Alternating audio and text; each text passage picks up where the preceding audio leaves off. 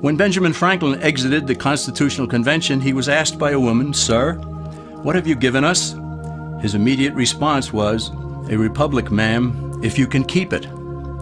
Yet most Americans today have been persuaded that our nation's governmental system is a democracy and not a republic. The difference between these two is essential in understanding Americanism and the American system.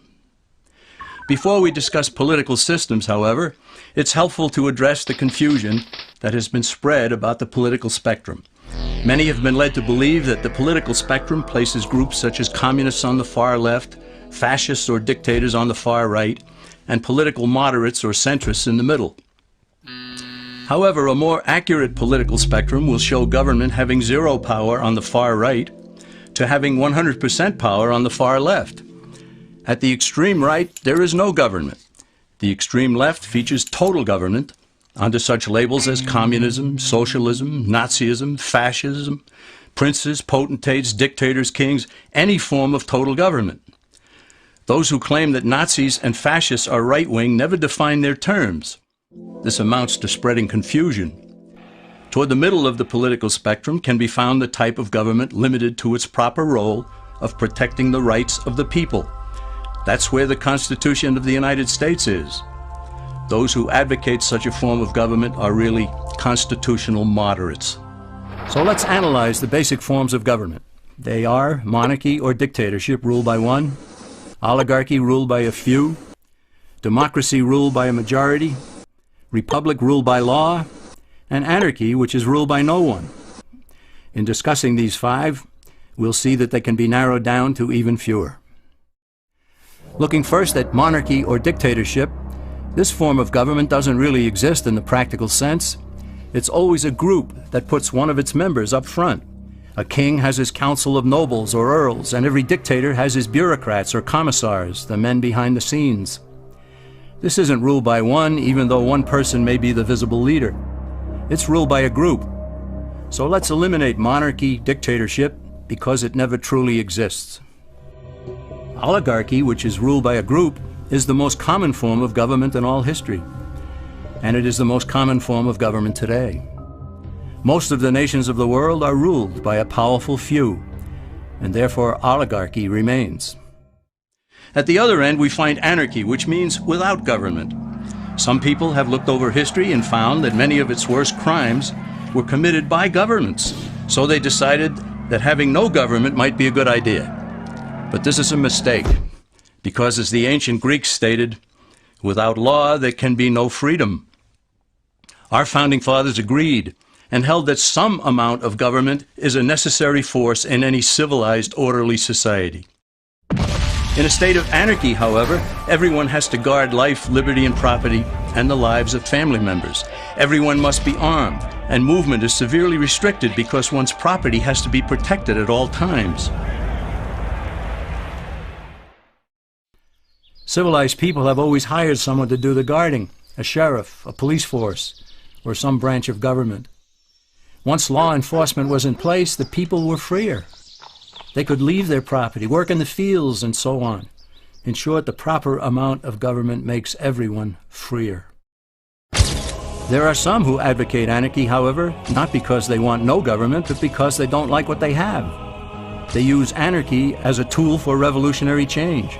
The condition of anarchy is very much like a vacuum where something rushes in to fill it. These calculating anarchists work to break down the existing government with rioting, killing, looting, and terrorism. Tragically, the people living in such chaos often go to those best able to put an end to it and beg them to take over and restore order. And who is best able to put an end to the chaos? The very people who started it. The anarchists who created the problem then create a government run by them, an oligarchy, where they have total power. This is exactly what happened in Russia that led to Lenin taking total power, and in Germany where Hitler's brown shirts created the chaos that brought him to power. But anarchy isn't a stable form of government. It's a quick transition from something that exists to something desired by the power-hungry. It's a temporary condition, and because it isn't permanent, we eliminate it as well. The word democracy comes from two Greek words, demos, meaning people, and kratein, meaning to rule. Democracy, therefore, means the rule of the people, majority rule. This, of course, sounds good, but suppose the majority decides to take away one's home, or business, or children. Obviously, there has to be a limit. The flaw in democracy is that the majority isn't restrained.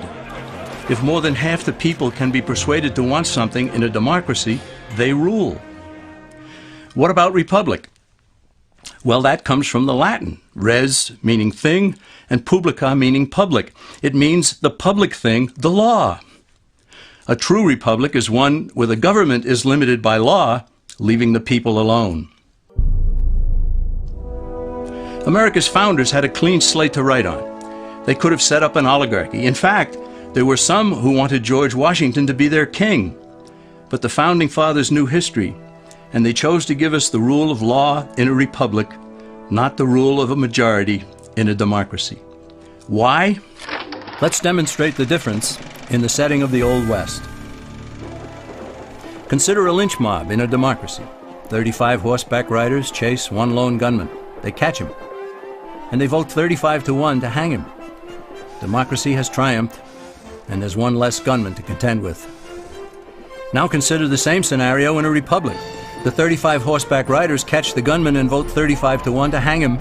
But the sheriff arrives, and he says, "You can't kill him. He's got his right to a fair trial." So they take the gunman back to town. A jury of his peers is selected, and they hear the evidence and the defense, and they decide if he shall hang. Does the jury even decide by majority rule? No, it has to be unanimous, or he goes free. The rights of the government aren't subject to majority rule, but to the law. This is the essence of a republic. Many Americans would be surprised to learn that the word democracy does not appear in the Declaration of Independence or the U.S. Constitution, nor does it appear in any of the constitutions of the 50 states. The founders did everything they could to keep us from having a democracy. James Madison, rightly known as the father of the Constitution, wrote in essay number 10 of the Federalist Papers, "Democracies have ever been spectacles of turbulence and contention, have ever been found incompatible with personal security or the rights of property, and have in general been as short in their lives as they have been violent in their deaths." Alexander Hamilton agreed, and he stated, "We are a republican government. Real liberty is never found in despotism or in the extremes of democracy." Samuel Adams, a signer of the Declaration of Independence, stated, "Democracy never lasts long. It soon wastes, exhausts, and murders itself." The founders had good reason to look upon democracy with contempt, because they knew that the democracies in the early Greek city-states produced some of the wildest excesses of government imaginable. In every case, they ended up with mob rule, then anarchy, and finally tyranny under an oligarchy. During that period in Greece, there was a man named Solon who urged creation of a fixed body of law not subject to majority whims. But where the Greeks never adopted Solon's wise counsel, the Romans did. Based on what they knew of Solon's laws, they created the 12 tables of the Roman law and, in effect, built a republic that limited government power and left the people alone. Since government was limited, the people were free to produce, with the understanding that they could keep the fruits of their labor. In time, Rome became wealthy and the envy of the world.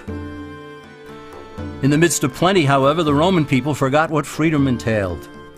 They forgot that the essence of freedom is the proper limitation of government. When government power grows, people freedom recedes.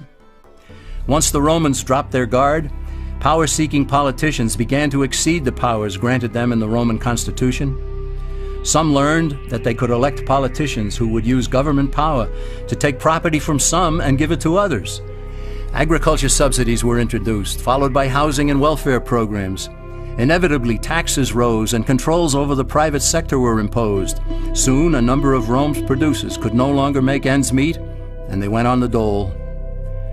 Productivity declined, shortages developed, and mobs began roaming the streets, demanding bread and circuses from the government. Many were induced to trade freedom for security. Eventually, the whole system came crashing down. They went from a republic to a democracy, and ended up with an oligarchy under a progression of the Caesars.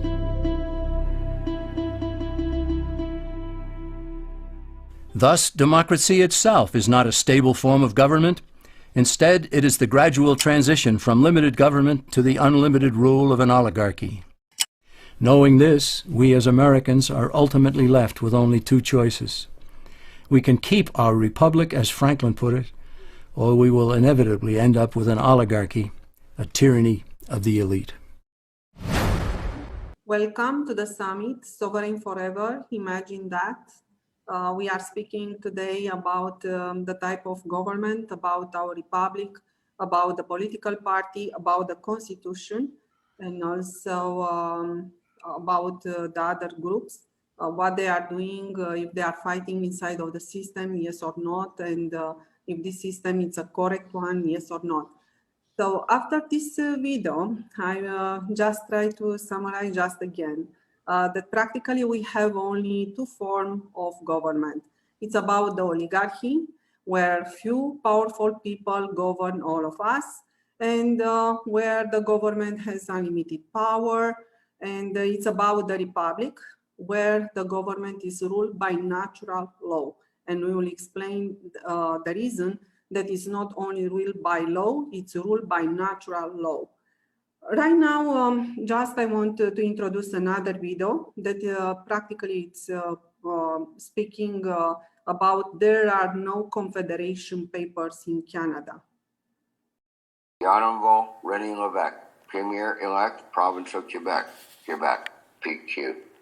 Dear Mr. Lévesque, congratulations on your magnificent personal victory and that of your Parti Québécois in the recent Quebec election. As a student of Canadian constitutional history and of Canadian constitutional problems for some 40 years, I am tremendously interested in the constitutional implications of your recent political victory. For 14 years, from 1935 to 1949, it was my privilege to serve as a member of the House of Commons from the province of Alberta. The withholding of assent to some Alberta legislation in those years by the Lieutenant Governor and the disallowance of other Alberta legislation by the people of Ottawa set me to investigating how these things could be. I was assisted in my studies by R. Roger Smith, who was personally acquainted with a one-time private secretary to John A. Macdonald at the time when the BNA Act was being enacted. Through this source, I have become acquainted with much information concerning the history of the BNA Act, which is not to be found in textbooks. All of this information has led me to the conclusion that the existing constitutional circumstances are shocking to the point of unbelief. However, in my considered opinion, after 40 years of intensive study, these existing constitutional circumstances are of such a nature that they can be of extreme advantage to you in governing your province. I am enclosing copies of some of the addresses which I delivered in the House of Commons on the subject, as well as copies of a pamphlet by Mr. Smith dealing with the same subject. If you have not already been made acquainted with this material, I trust it will prove enlightening and helpful to you in the constitutional considerations in which you obviously are going to become involved. Although the enclosed material should give you a clear outline of what I conceive to be your present standing constitutionally as a province, I would like to give you a brief summary of what I believe to be your present position. So far as separation is concerned, rather than it being necessary to seek separation rights through a referendum, the province of Quebec is already completely constitutionally separated from the rest of Canada. This is equally true of every other province in Canada and has been so since December 11th, 1931, through the Statute of Westminster. How can you be divorced if you have never been married? In other words, ever since the enactment of the Statute of Westminster in 1931 by the British government, Each of the provinces of Canada has been a completely sovereign and independent state. And because the provinces have signed nothing since then, constituting a federal union and a federal government, and because no such treaty has been ratified by the people of Canada, the provinces still enjoy the status of sovereignty and are privileged to use it in any way they see fit. As you will observe from the enclosed addresses, I quote eminent Canadian constitutional authorities as suggesting that the only and logical solution to the existing constitutional circumstances is the drafting and the adoption of a proper federal constitution in which the provinces can reserve for themselves and any and all powers necessary to enable them to govern their provinces successfully. I am sure you can appreciate that if this were done, you could solve your economic and other problems in Quebec without resorting to separation. I feel sure that having the ability to solve your problems and still remain constitutionally part of the country of Canada would be much more satisfactory to your supporters as well as to others within your province. The following is a summary of the reasons for the things I have just stated. 1. At the time of Confederation movement in Canada, the provinces of Canada, Nova Scotia, and New Brunswick desired to form a federal union. 2. The Quebec resolutions of 1864 provided for a federal union. 3. The bill drafted by the Canadian delegates at the London Conference in 1866 also provided for a federal union. 4. The colonial office of the Imperial Parliament was not disposed to grant the provinces of Canada their request for a federal union. 5. The British North America Act, enacted by the Imperial Parliament, carried out neither the spirit nor the terms of the Quebec resolutions. 6. Canada did not become a federal union or a confederation under the British North American Act, but rather a united colony. The privilege of federation, therefore, was still a future privilege for the provinces of Canada. 7. The Parliament of Canada did not become the government of Canada, much less a federal government. It became merely the central legislature of a united colony, a legislative body whose only power was that of aiding and advising the Governor General as agent of the Imperial Parliament. 8. The British North American Act, as enacted by the Imperial Parliament, was not a constitution, but merely an act of the Imperial Parliament, which united 4 colonies in Canada into 1 colony, with the supreme authority still remaining in the hands of the British government. 9. The privilege of federating became realizable for the provinces of Canada only through the enactment of the Statute of Westminster on December 11, 1931. Through this statute, the Imperial Parliament relinquished to the people of Canada their sovereign rights, and through them to their provincial governments as their most direct agents. 10. Since December 11, 1931, the provinces of Canada have not acted on their newly acquired status in the forming of a federal union, nor have the people of Canada ratified a constitution. Therefore, the original proposition, namely, that all power to govern in Canada resides at the moment with the provinces of Canada, and that all power legally remains there until such time as the provinces sign an agreement and ratify a constitution, whereby they may delegate such powers as they wish to a central government of their own creation. In the meantime, Canada exists as 10 political units without a political superior. Should you consider that there is merit in the information which I have given you, I would be very happy to meet with you personally to discuss in greater depth the implications of the unprecedented constitutional circumstances prevailing in Canada, yours were a better Canada. Walter F. Cole, Member of Parliament for Jasper Edison, 1935 to 1949. Now, what we have, an international oligarchy system, and what is the particularity of the land Canada? It's one, Canada is not a country, we have not a constitution, and the government is unlawful.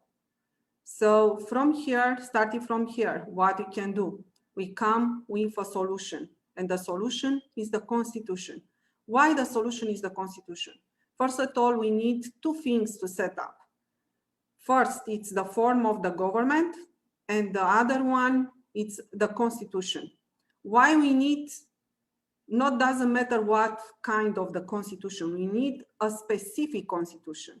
But first of all, to understand the type of the government. So oligarchy we have when few powerful people govern all of us.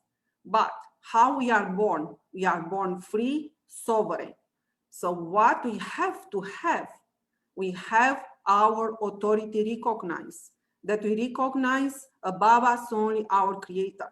If we recognize above us only our creator, where are we? We are above the constitution and we are above the government. So how the constitution has to be? The constitution has to recognize our authority, and the constitution has to be a sovereign constitution. Right now, in order to protect the constitution, we need a type of government that is the republic, because the republic protects the constitution. What we have inside of our constitution, we have unalienable rights. How our unalienable rights are protected? By 100% sovereignty vote. Right now, I want to share with you a video that is speaking why a sovereign constitution is the solution. Why a sovereign constitution is the solution? We have our creator, our natural law. Our natural law exists from the beginning of the universe and was hijacked in 1665. The actual system is a pyramid. The top of the pyramid is elite, 1% or globalism. Few powerful people govern all of us.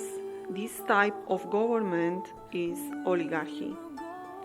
Elite controls the government in every country. Then, the government under the oligarchy system has unlimited power. Through the government, the 99% of the population experience propaganda or enforced consent. If you want to buy food, you need to wear a mask. Agenda 2130, only restriction imposed on the land resources. COVID test with false positive results, then our DNA is targeted. And their solution is the vaccination program without informed consent. They terraform the earth. But who are they? Why they are doing that? Are they able to breathe oxygen? Have they the same DNA as we have? Elite wants for the population 99% to own nothing and to rent everything. They want to own everything. Do you believe that this is correct?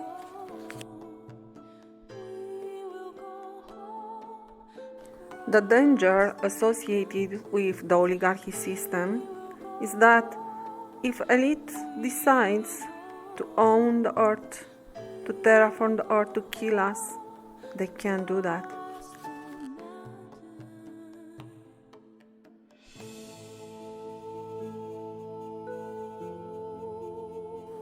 The governments receive orders from the elite. Many orders come against the people. Now, if the government applies everything that elite wants, what they think about their freedom?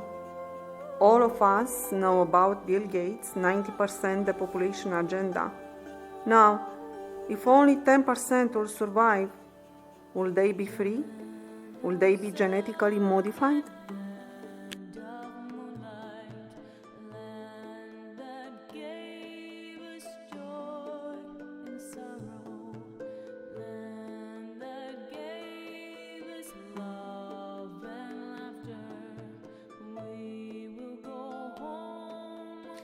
Please remember, the Creator gave us everything, gave us the earth to use for us and preserve for the future generation. We are born free on the image of our Creator. We have the right to choose to follow our Creator. We have the ability to govern ourselves. We are born sovereign, and our Creator gave us the natural law.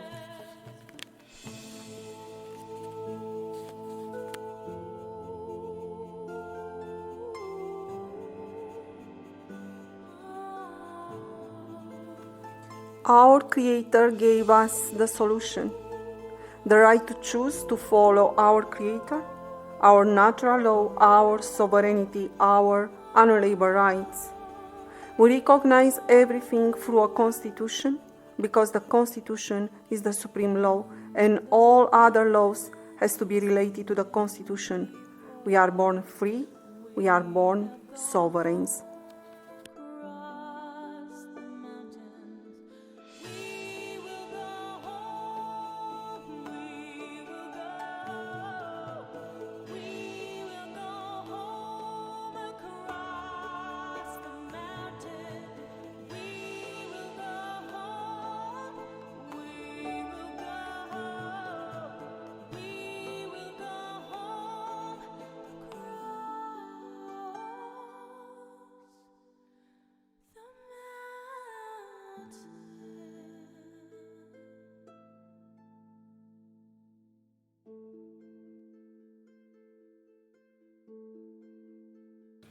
We are born sovereigns, and the Constitution is a contract how to govern ourselves.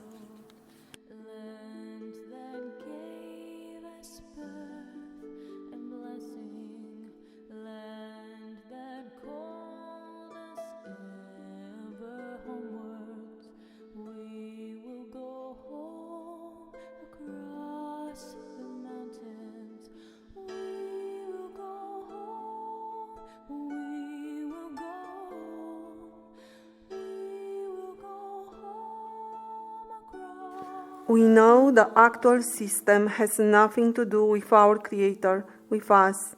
Our water, food, air are poison. The earth is terraforming. To have a country recognized, we need a constitution to the national level. For the first time, we recognize everything given from our Creator. The constitution by the people, for the people, of the people is written. This is the Constitution. Everything is given by our Creator. We recognize the Creator, we adopt the natural law, recognize sovereignty, and recognize unalienable rights. Constitutionalconventions.ca.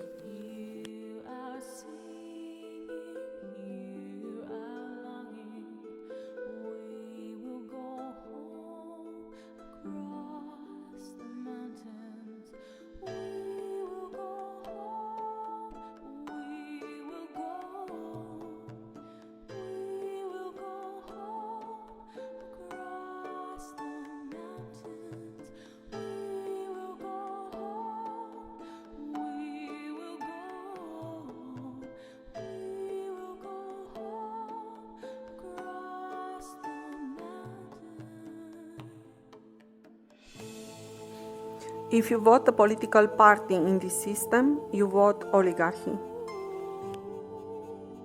The system is the problem, and the solution is to remove the 1%.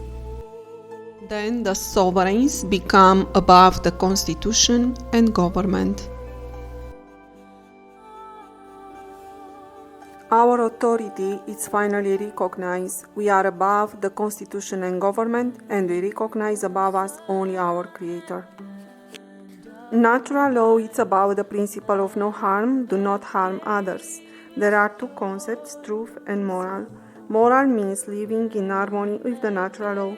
Who is keeping up the actual system, the oligarchy system, does not respect the truth, is not moral.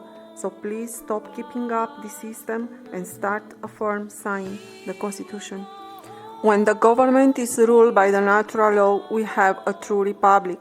The true republic protects the Constitution, 100% sovereignty system, and the Constitution protects our unalienable rights. Constitutional conventions are drafted until will be ratified.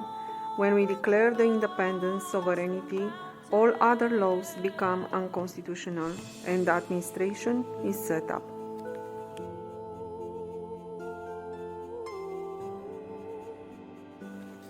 We have the right to choose to follow our Creator. We are born free on the image of our Creator. We are enslaved by law, man-made laws. Then this Constitution will declare other laws, documents unconstitutional.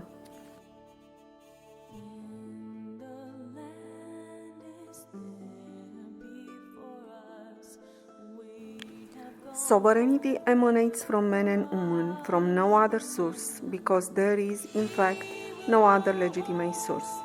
This first paragraph removes us from the Vatican.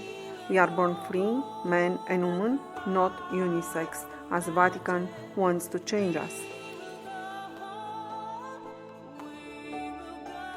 Oligarchy system enslaves us through the monetary system.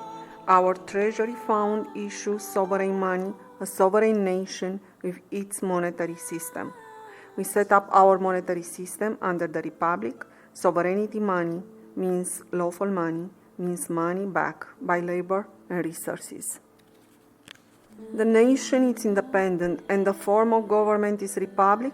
Republic means government ruled by natural law.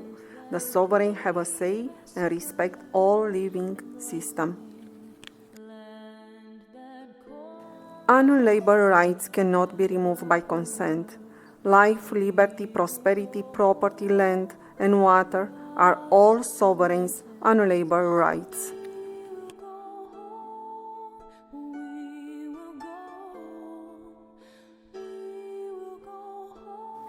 These unalienable rights protect the sovereigns.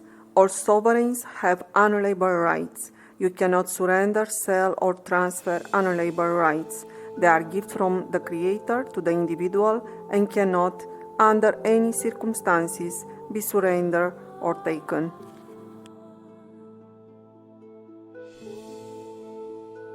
The natural law exists from the beginning of the universe, and it is a spiritual law. Natural law, principle of no harm, means do not harm others. Sovereigns are adopting the Creator natural sovereign laws.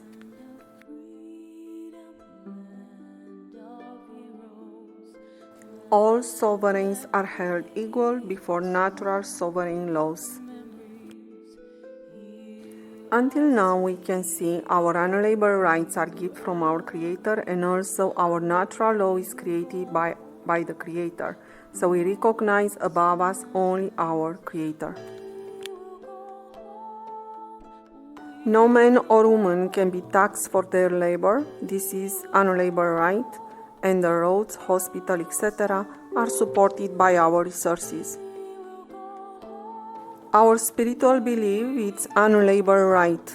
All forms of churches are transparent, financed by their members, and the international funds are unlawful. Our spiritual belief has do not harm others. We have the right to choose, speak, and assemble in non-violent protest freely. The sovereigns swear to oppose all forms of discrimination.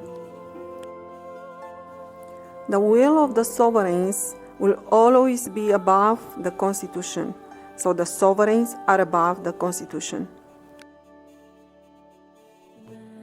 Holding and protecting that will is the ultimate objective of every organ and function of the Constitution and the sovereigns. The organs of the Constitution are our government administration. The sovereigns are above the Constitution, so are above the government administration. Our authority as sovereign is recognized under the Constitution. We are above the Constitution and the government. We recognize above us only our Creator. The government has limited power. All sovereigns will vote for every important decision. Sovereign rights to keep and bear arms and possess weapons, arms for their defense and survival are the sovereign unalienable rights. Proportional response self-defense law requires the response to match the level of the threat in question. We can hunt fish for the substance, but some species are protected. The sovereigns will have the lawful right to a well-regulated militia. Militia will never receive again orders from the oligarchy system to be applied against the sovereigns.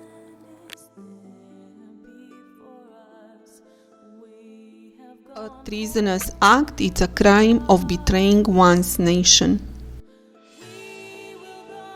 The sovereigns are the final decision makers, and the part 1 to 8 can be changed only by 100% sovereignty vote. The Constitution is protected by 100% sovereignty vote.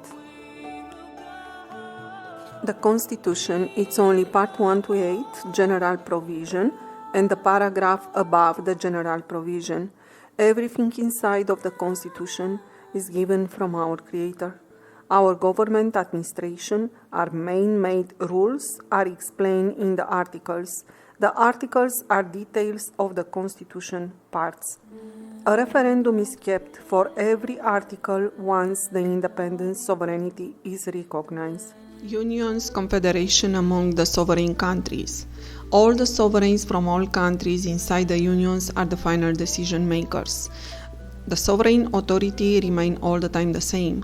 We recognize above us only our Creator, and all the sovereigns are above the Constitution, government, and all the sovereigns are also above the union relationship with the nation.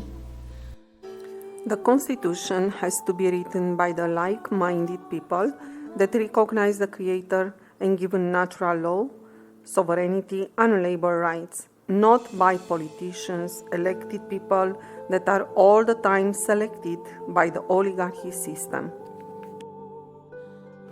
Constitutional Convention.ca is not against the actual government that exists today under the oligarchy system.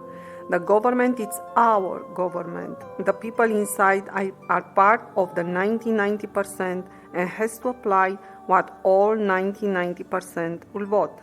The rules will be changed as they will not receive any more rules from the oligarchy system to be applied against the sovereigns. Constitutional Conventions fights for the real freedom, sovereignty. Become part of the solution. The system is the problem. We change the system through the Constitution. The Constitution is a contract among the people. More precise, it is a contract how to govern ourselves. The Constitution has to be a firm sign by the people. The earth is our home. Constitutionalconventions.ca.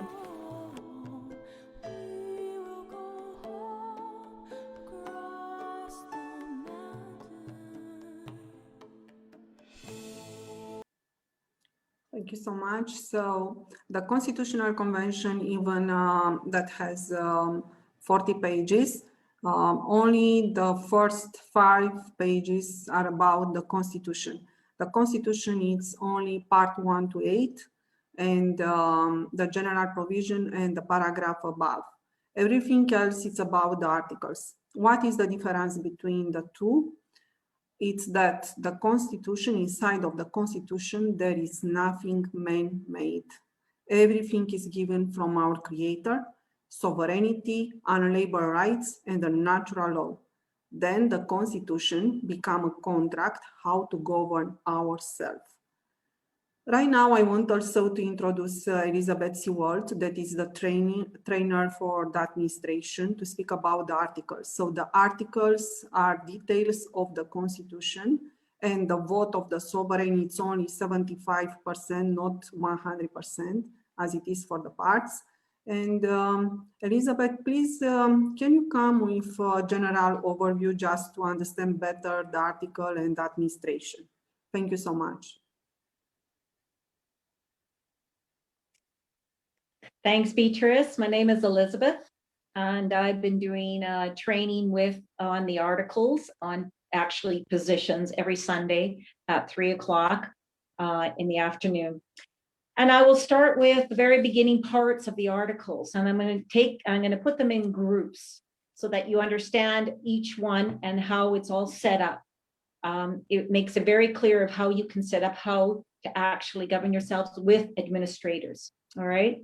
I'm going to begin with articles 1 to 20. And in those articles, it talks about our sovereignty, talks about your birthright, talks about your unalienable rights. It also talks about the Canada Corporation, the de facto Canada, and how everything that they have set up, all their agreements, all of their plans and all of their, I would say, deals they have made with other countries, they would become null and void once we make our declaration and we ratify our Constitution. All of those agreements and all of those plans that they have made will become null and void. That is in part of these articles, all right? And that includes your provincial corporations, your provincial government corporations. So if you are from the nation of Ontario, for instance, or from Manitoba, Saskatchewan, Alberta, BC, all of those agreements that the governments have made of your provinces would become null and void once your Constitution is ratified and you have your interim administrations put into place as administrators to actually set up all of this for you. All right, that's what's in the articles from 1 to 20. The articles from 20 to 40 are all about your courts and your judiciary system and how to set them up. All right, right now in the interim administration training that I've been doing, I've been actually instructing all about the positions in these court systems. All right, and we are going to start a second training eventually once I have enough sovereigns interested in doing that. The court systems are very important. You need to have that in place right away as soon as you make your declaration and you ratify your Constitution. Those courts have to be set up right away. Very important. And also the instruction on natural law. It's very important that all who are in administrator's position, especially our sheriffs and our peace officers and our adjudicators, they need to know natural law inside and out. We also will be training advisors. In natural law, there are no judges, all right? No judges at all. The grand jury makes all those decisions, all right? We are encouraging sovereigns to settle their disputes among themselves. If they cannot settle among themselves, we have the adjudicator. The adjudicator is a mediator, not a judge. He or she is there to listen and try and help you come to an agreement to make remedy to the injured party from the wrongdoer. All right. But anywhere else, if there is no agreement there, then it goes to the grand jury, and they will then decide what the remedy will be. So in these articles from 20 to 40, that is your courts and your judiciary structures. All right. Also, in these articles is where your institutions would be. I don't really like to call them institutions. This is where you would set up your learning centers. And the learning centers are your schools as you know today. They're going to be totally redone and centered on especially our education for our children. We want a child-based education, all right? Very important, and get away from all this indoctrination that we have today. Also, we would be in this area of articles, we would be looking at your health centers, which is now known as your hospitals. We want to go back into therapeutics, very much so. And instead of calling them doctors, we're going to be calling them now natural health practitioners. All right, so that we basically want to get away from the pharmaceuticals. Get away from all those corporations. In fact, they will be null and void once we ratify the Constitution, all right? Also in these articles will be your setup of your power grids, all right? Very important, very important. And also your natural resources. You're going to have different branches of natural resources. For instance, I'll give you examples of like your coal, oil and gas, forestry, minerals, agriculture, farming, ranching, fisheries. All of these will be your resources, and they will be managed by your nation administrators. All right. So any decision the nation administrators make has to be cleared through the sovereigns. So I'll give you an example.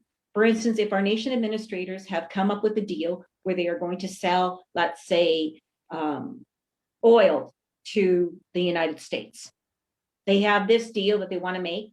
It would then go back into the regions.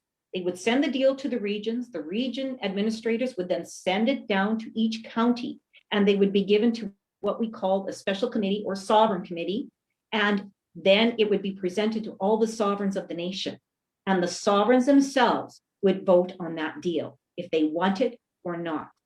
Now, say that the deal goes through. Then it would all go back to the nation administrators, and away it would go, all right? So that is how all of this in the Articles of 20 to 40, it goes right through all of their natural resources, all right? Also, what's being covered in these articles is your wildlife. We want to protect our wildlife and fisheries very much. It's very important because right now they're being decimated, and we really want to bring them back. So of course, in the first time you start and do your ratification of your Constitution, and you start working in with these articles, you have to take into consideration where our wildlife is at, and if we need to protect some of them, especially some of the endangered species. Very important. We need to clean up our environment. We need to take away the poisons that they have done to the earth. And that is something that we'll be working on as we go along, right? We need a lot of cleanup to do. Also in these articles, we have what we call no income tax, as Beatrice had announced there. All men and women, man and woman, cannot be taxed on their labor. It goes against natural law, and it goes against our Constitution. So in the Articles of 20 to 40, that covers that. Also, it covers our duties and our tariffs. So if there's anything that we are importing from outside of your nation, and you're wanting to buy something from the States or from another nation, from Saskatchewan, Manitoba into Alberta or something like that, if you are doing that, there will be a tariff and a duty on it. Now that will be decided on the sovereigns of that nation of what that will be. What we're encouraging is that they start production in their own nations, start making for their own nations, and have the sovereigns purchase within their own nations all of the goods and their services, right? That is what that's all about, is to come together as a community to support each other, all right? So that's in Articles 20 to 40. In Articles 40 to 60, that is all about, when I talked to you about selling resources, all right, our nation administrators sell a resource. And for instance, if they sold oil across to the US border. Now, what would happen? And the sovereigns all said, yes, let's do the deal. They all voted on it and said, yes, we're going to do this deal. All right. So every year, what happens is the regions would then send forth to the nation administrators their budget for the year, for their infrastructure. All right. Now, what happens is our monetary system would then give out their allotted budgets every year. Anything above that they make from our resources, the sale of our resources, would then be put in our monetary system in a trust fund, whatever you decide, your monetary distribution centers, whatever you want to call them in your nation. And anything that's above the budget that they have in surplus would be given back to the sovereigns in dividends. That's what the Articles 40 to 60 are talking about also, giving back to the sovereigns what they have sold in their resources. All right, that's anything above the budgets of the whole nation will then go back to the resources. And I'll give you an example. In Alberta, we give out billions of our own tax dollars that we pay goes outside of our province, all right?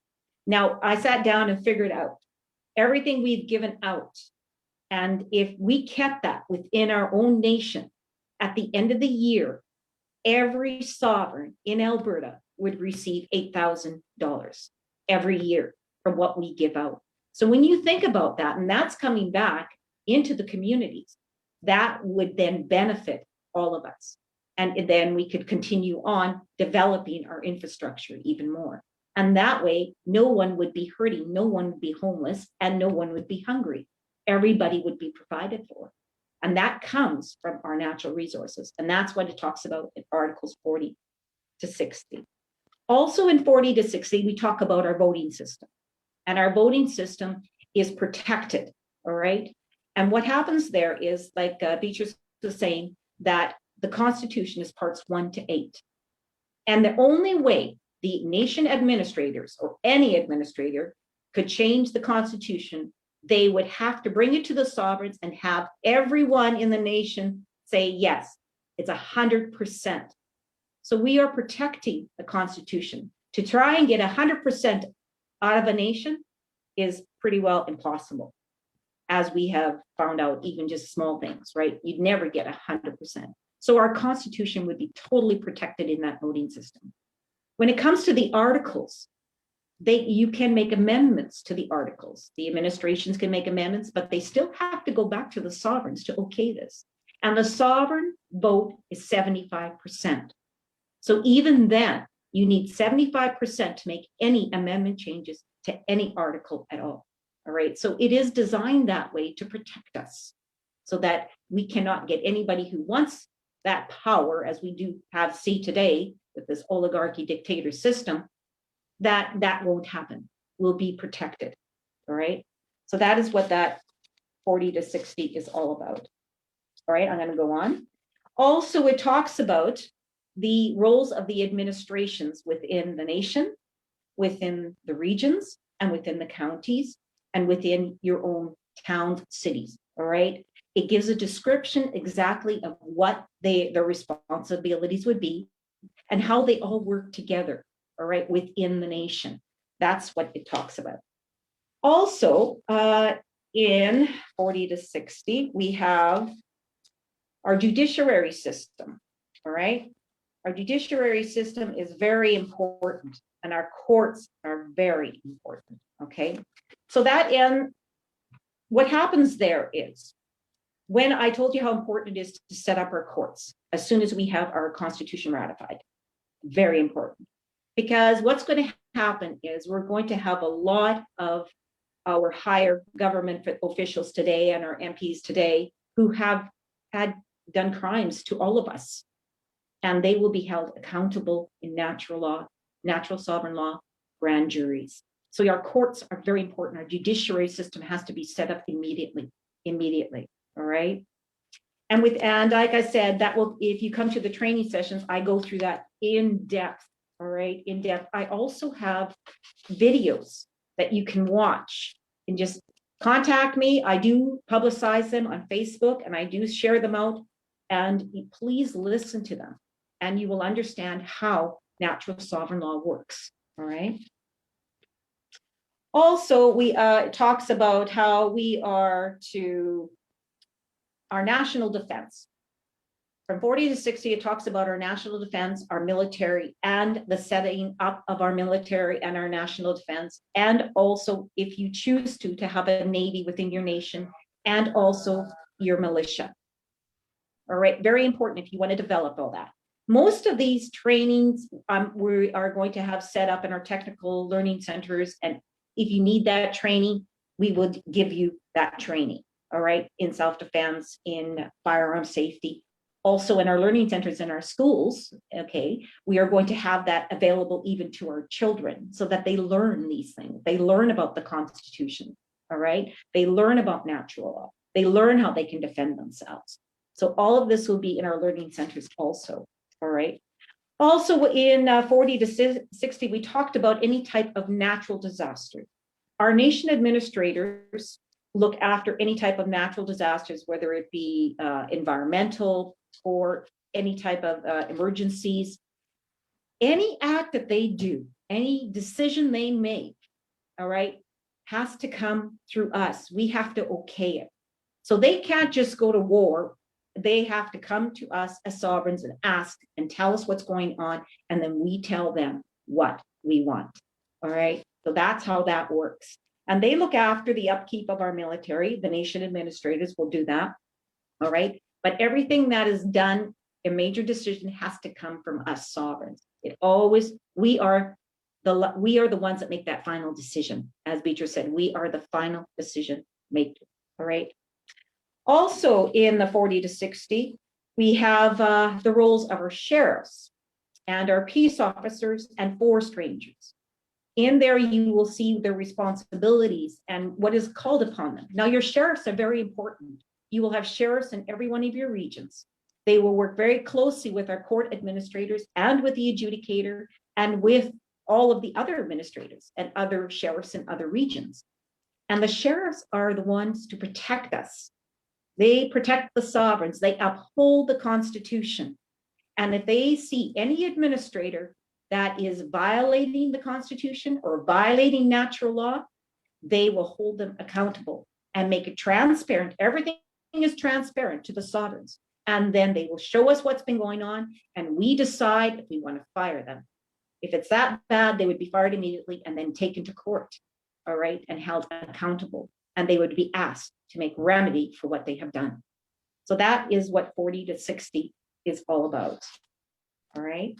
So I'll move on, and from 60 to 82 is all about our immigrations, all right? Our infrastructures, our immigrations, all right? Our institutions. And what I mean by institutions, I mean by our integration centers, which we now know as prisons, all right? We're changing the name. We're naming them integration centers, all right? Also, this is where we will talk about the media too. It goes and it shows how the media will be held accountable for what they say and how they actually present even the cases, because all of our court cases will be fully transparent to all the sovereigns, all right? So how they describe the cases and how they portray them is they'll be held accountable for if it's false, all right? We want no false stories out there. We only want the truth. So in 60 to 82, we will look at the media. We also will be looking at the fire departments. We will look at, this is our health centers, our hospitals, all of our institutions also, the infrastructures of them, all right? That's what covers in 60 to 82.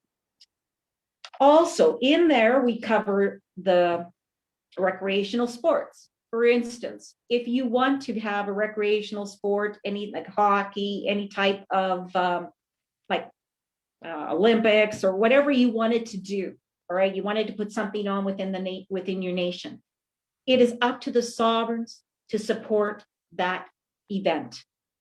The nation will not support that event. It is up to the sovereigns who are involved in that, and they will raise the funds to put it on. So that is how it will work within the nation, all right? Also, we will be looking at organizations and groups. Now, we're asking that all organizations and all groups be transparent to the sovereigns, that any sovereign can walk into any organization and any group and be able to see what's going on. Their financials will be transparent to the sovereigns. There will be no secret societies at all. That violates natural law. So that is very important to remember that. And I'm talking about secret societies like, for instance, the Masons, the Bilderberg groups, Antifa, any of those groups, all right, they're secret societies. They will not be allowed, all right? So every group you have or association, they will be transparent to the sovereigns, and their finances will be transparent to the sovereigns, all right? So yes, they will be audited by a special committee to make sure that they uphold the Constitution and natural sovereign law, all right? So the next here is also immigration, all right? In 60 to 82, we look at our immigration. And we have, I will use Alberta because this is what I'm used to, okay? And we have several different divisions within our immigration. And we have what we call RAID. And RAID is the Republic of Alberta Immigration Deportation. Then we have RABSA, and that is the Republic of Alberta Border Services Agency. And then we have IRB, and that is the Republic of Alberta Immigration Refugee Board. And all these divisions will look after all of our immigration and our border control. All right, they will be on the border, they will be maintaining the borders and also protecting us sovereigns. So all of these sovereigns working on these positions will know natural sovereign law and know our Constitution, very much so. All right. Also, these are some of the things that our immigration will look into, and that is international students wanting to come in to go to our schools, our technical centers, all right? Also, they will look after any foreign marriages if you want to marry outside of your nation, all right? And also anybody who wants to work within your republic, they will need work visas to come in. Now, in the beginning stages of this, yes, some of the nations will be closing down their borders just to get everything ready and working and the infrastructure developed and putting the sovereigns to work within their own nation. That a lot of outside workers and a lot of outside immigration will not be coming in during a certain period of time. But that will be up to the sovereigns of that nation. And when they decide that, that will be up to the border patrols to look after, all right? Also, what they do is they look after any type of foreigners coming in. If you want to become a permanent resident of a nation, you will have to go through a process called naturalization process. And this will take you through, and if you go to the articles, it tells you the steps that you need to do to become a permanent sovereign of that nation, all right? And once you become a permanent sovereign of that nation, you have all the benefits of the nation, and that includes your dividends from your natural resources. And I'd like to end with what I call the affirmation of office, and every sovereign working in our nation will do this. I do solemnly promise and declare that I will maintain the Constitution of the Republic of Alberta, Manitoba, Saskatchewan, whatever nation you are, and uphold the natural sovereign law and the laws of the land. And I will fulfill my duties faithfully and in accordance with the Constitution and natural sovereign law, and that my aspirations and capabilities will also be to the service and the welfare of the sovereigns of the Republic of Alberta, Manitoba, Saskatchewan, wherever you are from, and as well as to my immediate self and my family. The rights listed in this Constitution do not disregard other rights retained by the sovereigns. The sovereigns are above all of these articles and above the Constitution. And that is the articles. And if you would like more information on it, please join the interim administration training on Sundays at 3 p.m. You can get a hold of me at ecwalt@protonmail.com or ecwalt@gmail.com. And I will spell that out. It's ESEEW as in Walter, ALT as in Tom, @protonmail.com or gmail.com. Get a hold of me and I will send you the link, and please come in and learn, because we need lots of volunteers to fulfill all these positions, all right? In order for us to move forward, once we have our ratification, once we have the affirmation, we need to have an interim administration. And in that interim, these are all volunteers. All of these positions are volunteers right now. And we need to train and really learn what natural sovereign law is all about, know our Constitution inside and out, so that we can defend it and actually instruct and educate others on all of this. So it's very important that you come out and you volunteer for these positions, and then we can actually move forward.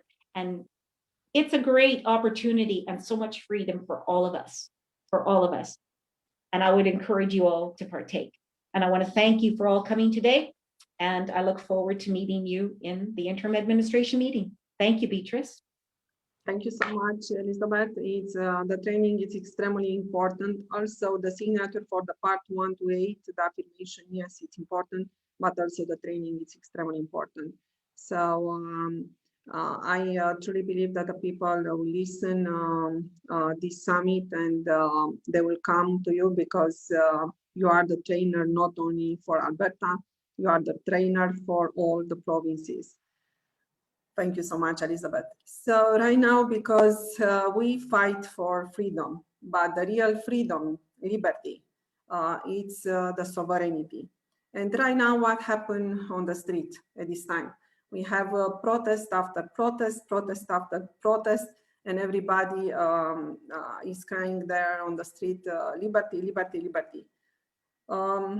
Now, just a little bit to understand. So we have two systems.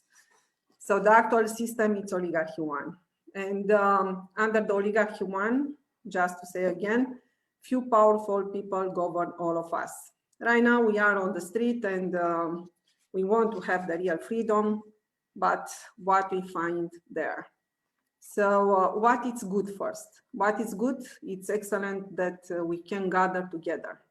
But when the speakers arrive, what they are speaking about? They are speaking about all sorts of the problem, but are they this type of the problem are the real problem? No. So the problem is only one. The problem is the system. Then everything that you hear from the speakers are only the effect of this problem. So what we need to fix? We need to fix the system. What happens when you go to the protest and the others come and present political parties? Do you believe that if you choose another political parties, you'll have the real freedom? No. Why no? On this system, if you vote again a politician, you vote oligarchy. So, because the political party will go to the top of the land so-called Canada, and by there they will have their position like prime minister, or in another country, for example, like president. Then by there, few powerful people will govern all of us just again. So this comes exactly to the contrary of everything that we are doing here and the real freedom. Our real freedom is the sovereignty. It's all of us, we are the decision makers. So we do not need few people to come again and to govern all of us. Right now, some days ago, I received an information and I tried to understand this information. And I inserted this information in a very short video, only 1 minute. And my question is still, what is that? And I want to present you also this video.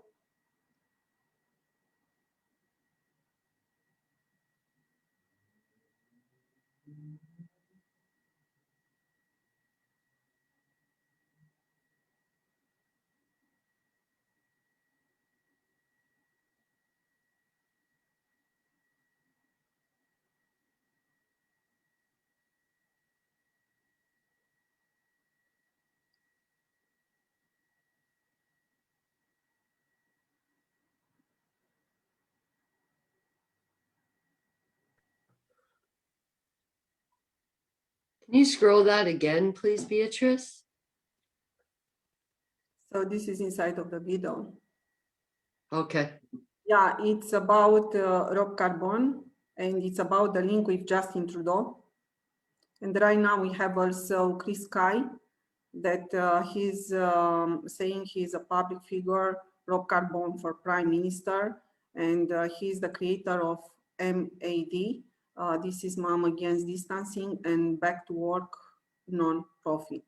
So if Chris Sky is keeping up the Rob Carbone, and Rob Carbone has the link with Justin Trudeau. I try to understand this information, and I try to understand the protest right now. So we are protest because we want to have freedom. We protest against everything that happened right now inside of this government.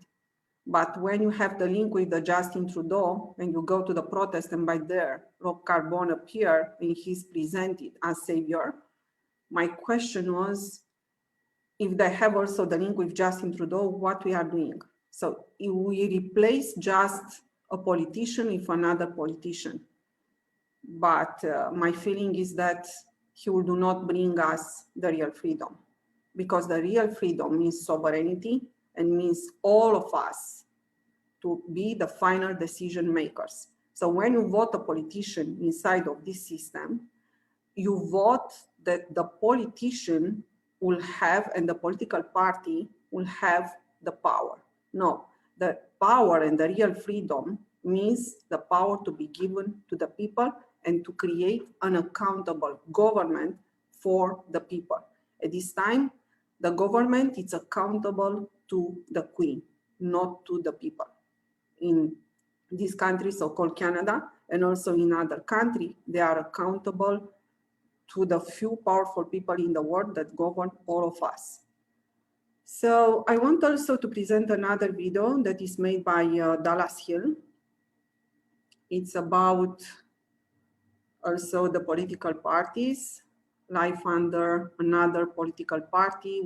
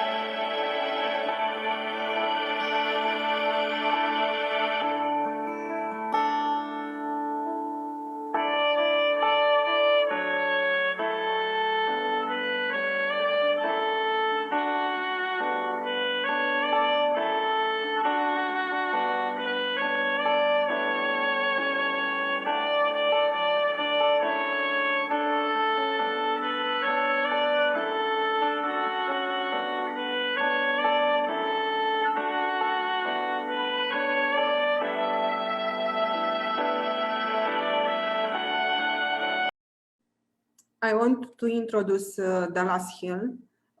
Dallas Hill was working, he understood very well that the system is the problem, and he worked for the sovereignty for more than 30 years. And also he started the template of the Constitutional Convention 10 years ago. So Dallas, are you with us at this time? Yeah, I'm here. Well, I'll tell you one thing. Watching the presentation that you put on, Beatrice, is amazing and amazing. Elizabeth, everybody should be proud of you two amazing sovereigns. So start there anyways. So I don't know really what to say today to everybody, but what I'll say is this. Wow. The work and effort these sovereigns put into this project is remarkable. When you watch their stuff, you just see the work of truth. So to the political parties. Now I'm going to tell you some stuff about political parties. Back in the 1990s, we staggered a bunch of good sovereigns to actually change the system, to really put the real patriots into the system. It failed. Political parties were controlled and owned. Lieutenant Governor had all the say, could veto anything in all legislation. We had one great representative that got elected on Vancouver Island, and he put a bill in, and they vetoed it. And I was thinking of this. So during Gordon Campbell's time, there was another political, we had another good representative, a sovereign man that wanted to do a great thing for his community. They went and threatened him. They threatened him severely. And they told him straight out, don't you ever get up in the Parliament building. and say anything. We tell you what to do. You just shut up. That's your job. The entire system is so corrupt from the top down. And it's like the elections. You know, one election that we knew we'd win, they sent the RCMP in to count the ballots. Why would you send the RCMP in to count the ballots? Why weren't the sovereigns in that local area counting the ballots? Because they knew their absolute power absolutely corrupts. And last year I was in last year I was in Calgary. I'm not going to say any names, protect these individuals, but they were working with Kenny. They got elected in their own area of Bilderberg Group member Kenny, and they went against Kenny and were both removed from the party immediately. So when you look at a political party, it's called you can call it whatever you want to call it, politica, whatever. They have an agenda, and there's no contract how they can govern. There's no contract what they can do. So the Constitution is a protection mechanism to ensure that they follow the guidelines. If they don't, then natural law steps in. Natural law, and like Elizabeth mentioned earlier about the sheriffs, we, the people, protect the Constitution, but the Constitution protects us and our unalienable rights. Democracy is a failure. Without a script, you know, like I said, I studied the cantons in Switzerland. So Switzerland fought for 1,500 years, 1,500 years to get their Constitution, 1,500, and they had to fight in a bloodbath to get their Constitution. They had to kill the oligarchy off in their own nation. That's been erased through the lying history books. But the people rose together and killed them. It was a war. They targeted them. They got their Constitution. Switzerland's Constitution is probably one of the best constitutions ever written, but they still failed because they're one nation surrounded by a fiefdom, as Beaches said, the Queen. It's higher than the Queen. And most of you all know the truth.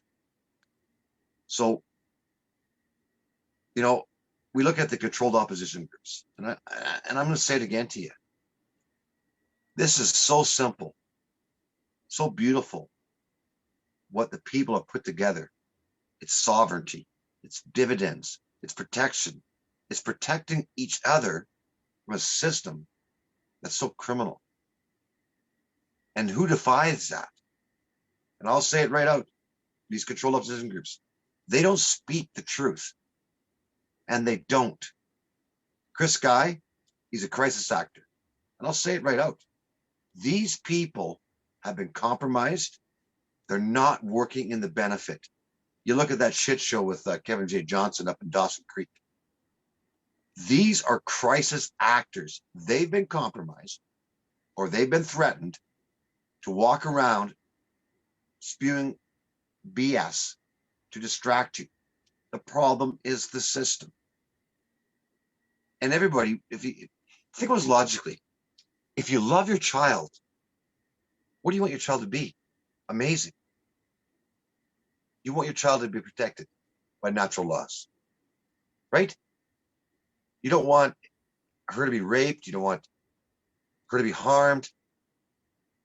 Or your son, you want them to grow up in a prosperous world where they're protected, where every family is protecting every family. That's what this Constitution is about.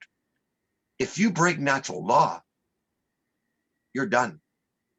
You'll be held accountable. There's no accountability in the system. And this system keeps growing and growing and growing with no accountability. You know, Roberto Carbone, all you have to do is just do a little bit of research on him. We publicize a lot of stuff on him. Chris Guy, same thing. You know, and you get Kellyanne Farkas. Why would these people deliberately, intentionally stop the people from speaking at all these events? Why would these people go out there and get the OPP or the Toronto Police Force to walk over and shut their voices down? Because their voice is controlled opposition. And I wonder in their heart what they're doing. Seriously. It's so simple to fix the problem. It's so simple. The problem is the system. No accountability. No accountability. And I'll say it again, no accountability. We send troops into Afghanistan, Iraq, Syria. We have a gentleman coming on later here, and he was a Canadian soldier. And these men fought for your rights and your freedoms. Then they come home to a nation called Canada, where they deliberately kick them in the teeth, bankrupt them, or kill them, or worse, silence them.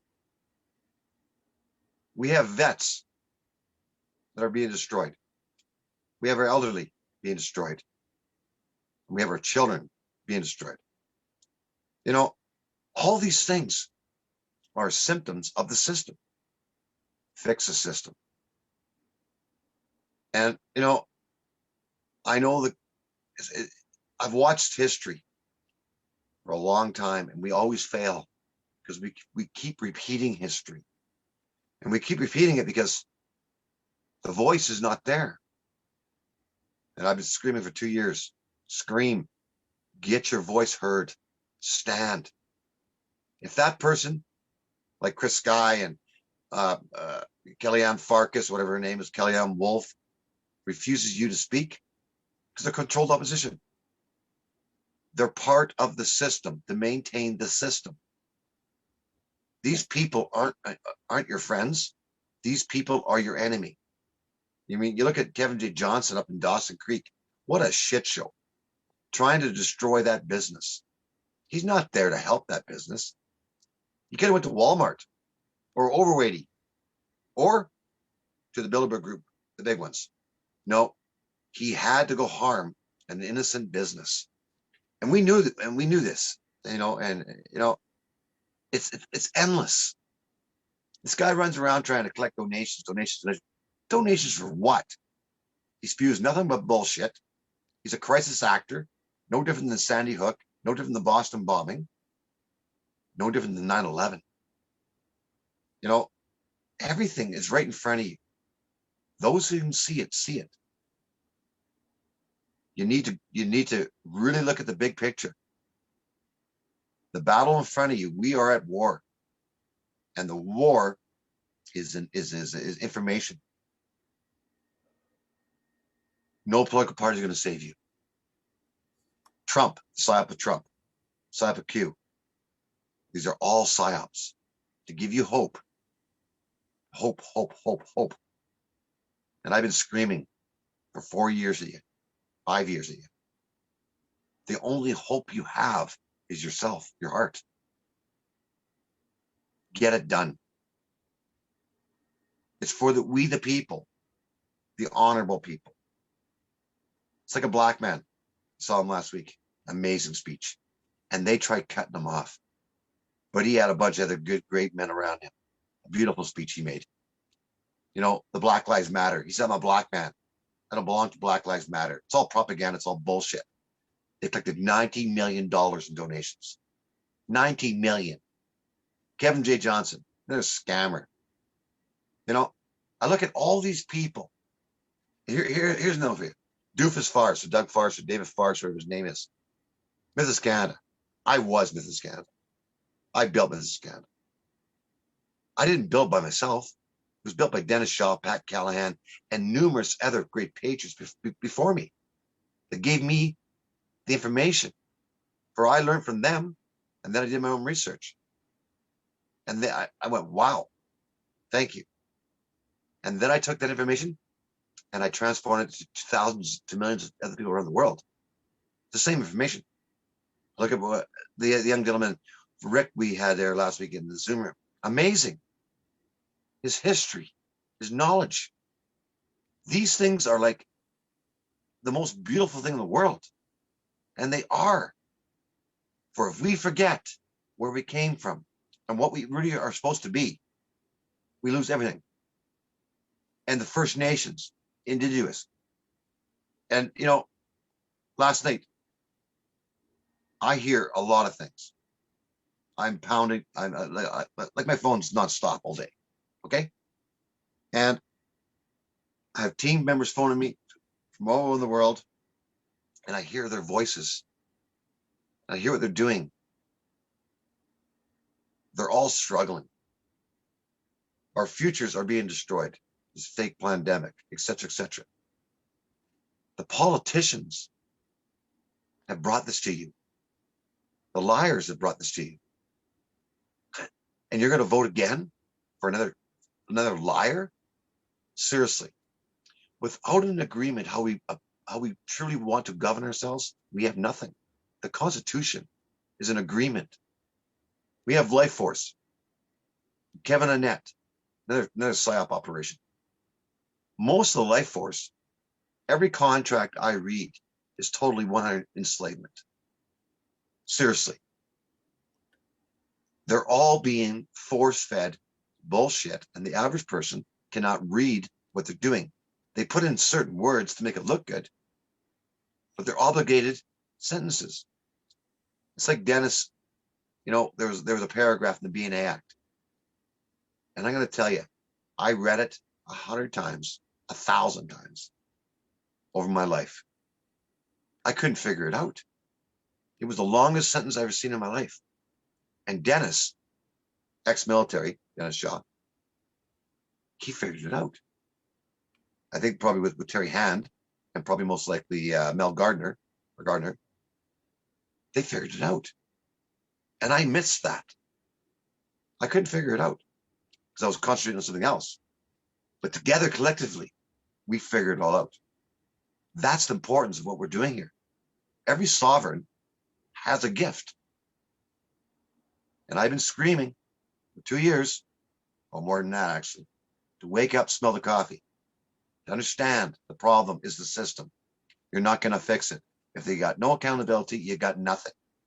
We have the RCMP beating up men with 3 children, and everybody stand there with a video recorder taping him getting beat up. This is nonsense. It's unbelievable. Those 3 officers, well, actually there's 7 officers and they beat him up, should be held accountable for what they did because he held a sign up. In a free nation, you're not free. We have been infiltrated so badly. And they keep you going around a circle and a circle, a circle, a circle. I call it the circle jerk. If you want to change history, you got to change your heart.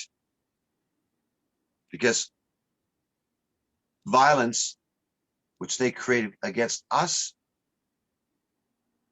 is so detrimental to your feelings, to your heart, to your soul. And I saw a gentleman last week screaming, "Where are the men in this nation?" Well, where are they? They've been beaten down with this liberalization of women's rights that pounded it into them. The court systems destroyed every man. They did it deliberately, intentionally. They had to kill the man. If you kill the man, you got no nation, because they are the warriors. They are the soldiers. Now, with what's happening to our nation, and I think Scott Rayner said it a couple days ago, and I said it 1,000 times too. If voting would have made a difference, they would have made it illegal. Every single political party is controlled opposition. The Line is controlled opposition. Hugs and Mass is controlled opposition. Laurelyn Thompson is controlled opposition. They don't talk about the solution. They talk about problem. Vax Canada, controlled opposition. Lenin said it strategically. See, Lenin, like I said before, he came from Toronto, and Trotsky came from New York. How the hell did they end up in goddamn Soviet Union to kill wipe out that country and murder 100 million people. The Bilderberg Group, I use Bilderberg Group because that makes sense to people, or the cabal, or whatever. They're very, very decisive. So no political party is going to save you. The only thing that's going to save you is your brother and your sister standing next to you side by side, and your family. They enslave you by currency, their currency. They're starving you to death. They're killing all the farmers off. You know, I've been watching this Amber girl, whatever it is. I know she's control opposition. She's begging for more immigration into the nation. You know what that means? More slave labor. Don't pay the person. Starve the people. Well, these people make huge amounts of money. The nation should be prospering together in an amazing way. And I don't know how much it's going to take for the people to understand the mass invasion of migrants was created to disrupt, to destroy. Every A&W, 7-Eleven, McDonald's, blah, blah, blah, every liquor store is owned by BP, owned by SLNC Lavalin. Unifor is another union also owned by them. These people are controlled. So when you have a bunch of people working in the system that know the crimes they've committed, they're going to fight hard to stop you. This is why they pay Chris Guy, George Soros, or Clinton Foundation. That's who he works for. Kevin J. Johnson. He gets out of jail. He's standing there in a food bank. 3 days later, he's flying to Calgary to become the mayor. They're all compromised. They made mistakes. I don't know what mistakes they made, but they made mistakes. Because nobody would be this deliberately stupid to destroy a solution unless they're intentionally trying to harm you. You look at Beatrice. The line walked over, unplugged her equipment 4 times, then threatened her. Then they went and got the Toronto Police Force to come over to scare her. Yes. But Beatrice stood up to them. So no different than Tommy Dreyer. So what I'm saying is this. The battle in front of you is so simple, so clear. Those who are liars are destroyers of your future. Kevin J. Johnson, Ed Jamasak, all these people are liars. The system's the problem. So why don't we fix the system? And you got, you know, they're pushing their bullshit. I'm going to arrest this person. I'm going to do this. I'm going to do this. More bullshit. They own the courts. They own the trials. They own everything. And people just sit there. The problem is the system. Fix the system. How do you fix it? Well, it's an agreement between honorable people. It's called a constitution. It's called a contract. I will protect your daughter and your sons and your wife and your property and your future. Will you give me that same honor? Thank you very much. Pretty simple. Turn the power to the people. Until people understand that, they'll be fighting this demon, this devil, or this satanic cult till their ruination. But now they're going to exterminate 90% of you. And they are going to exterminate you. And if you know what I know, what's coming, you'd be screaming. The people are hypnotized. Where's the threat? CBC, CV News, Global News, NBC, ABC, CV News. These people are part of this agenda because they have all been compromised. Nobody gets up tomorrow morning. It's like Bill Cooper told me many years ago.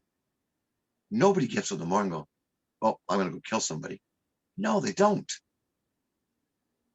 But these people, Fauci, all of them, Bill Gates, they get up 24 hours a day, 7 days a week, trying to kill you.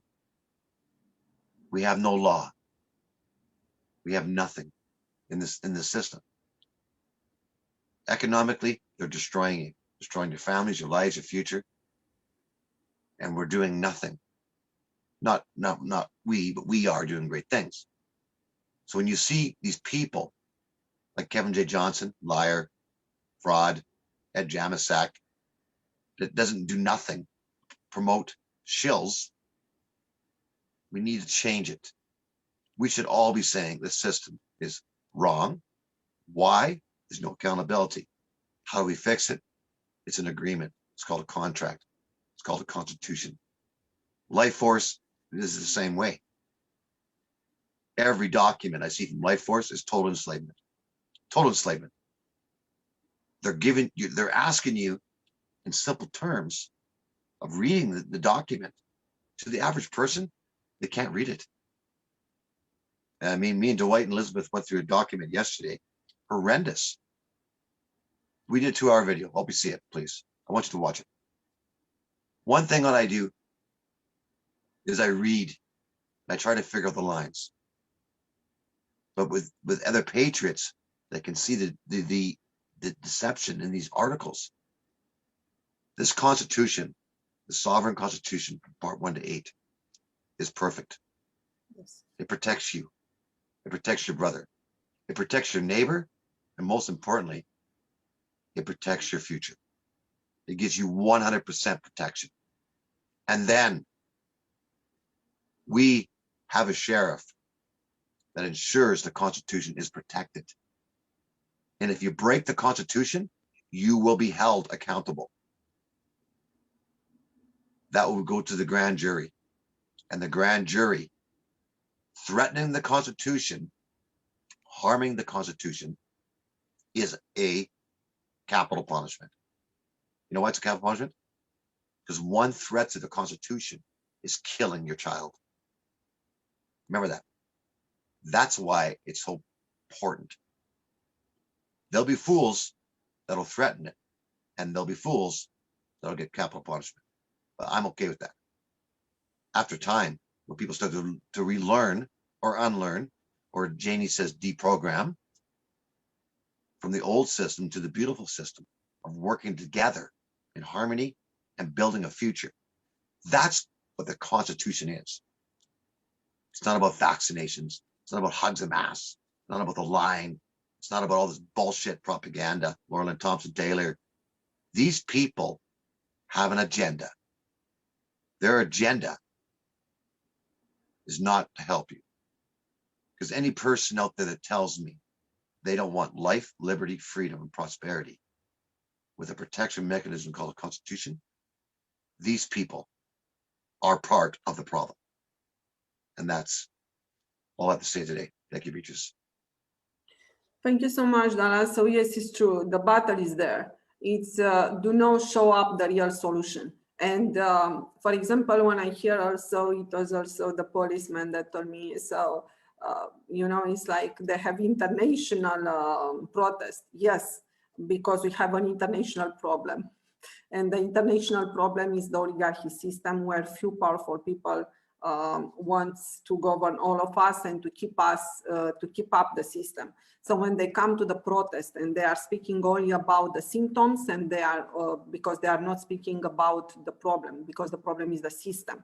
They are speaking about the symptoms. Vaccination doesn't matter what. And their solution is a political party. What they are doing there, they are keeping up the system that enslave all of us, the oligarchy system. They are doing that international. Yes, what they are doing that international, keeping up oligarchy system just again. So the best is that the people demonstrated that yes, they can be together and they can be many, but the direction is extremely important. What all these people want to put you down, your voice. Why? It's because you are speaking how to govern ourselves. Then the Constitution, Dallas said that it's a contract among the people. Because we are born sovereign, we are born free. The Constitution, it's a contract how to govern ourselves. This is more precise. So, and they do not want to govern ourselves because they will lose the power. So this is the reality. Right now we have also politicians that they are involved on the background, or some of them, they are also involved to write Constitution. first of all, a constitution is time. So this template started 10 years ago. And also that, for example, what we have inside of the constitution, part 1 to 8, everything is given from our creator. So nobody can contest that. It's only about the sovereignty, natural law, and labor rights. The article, yes, it's man-made, and it's about how to set up the administration. There will be a referendum for every article. So the people will have a say for sure. This is not a problem. And also for the parts 1 to 8, the people are still coming and they are still saying their opinion. And their opinion are all the time collected. And we answer to them. And when we answer to them, it's just amazing that we can see the transformation, that they start to understand that everything is given from our creator and everything is on their side. Then by there, they start to be happy.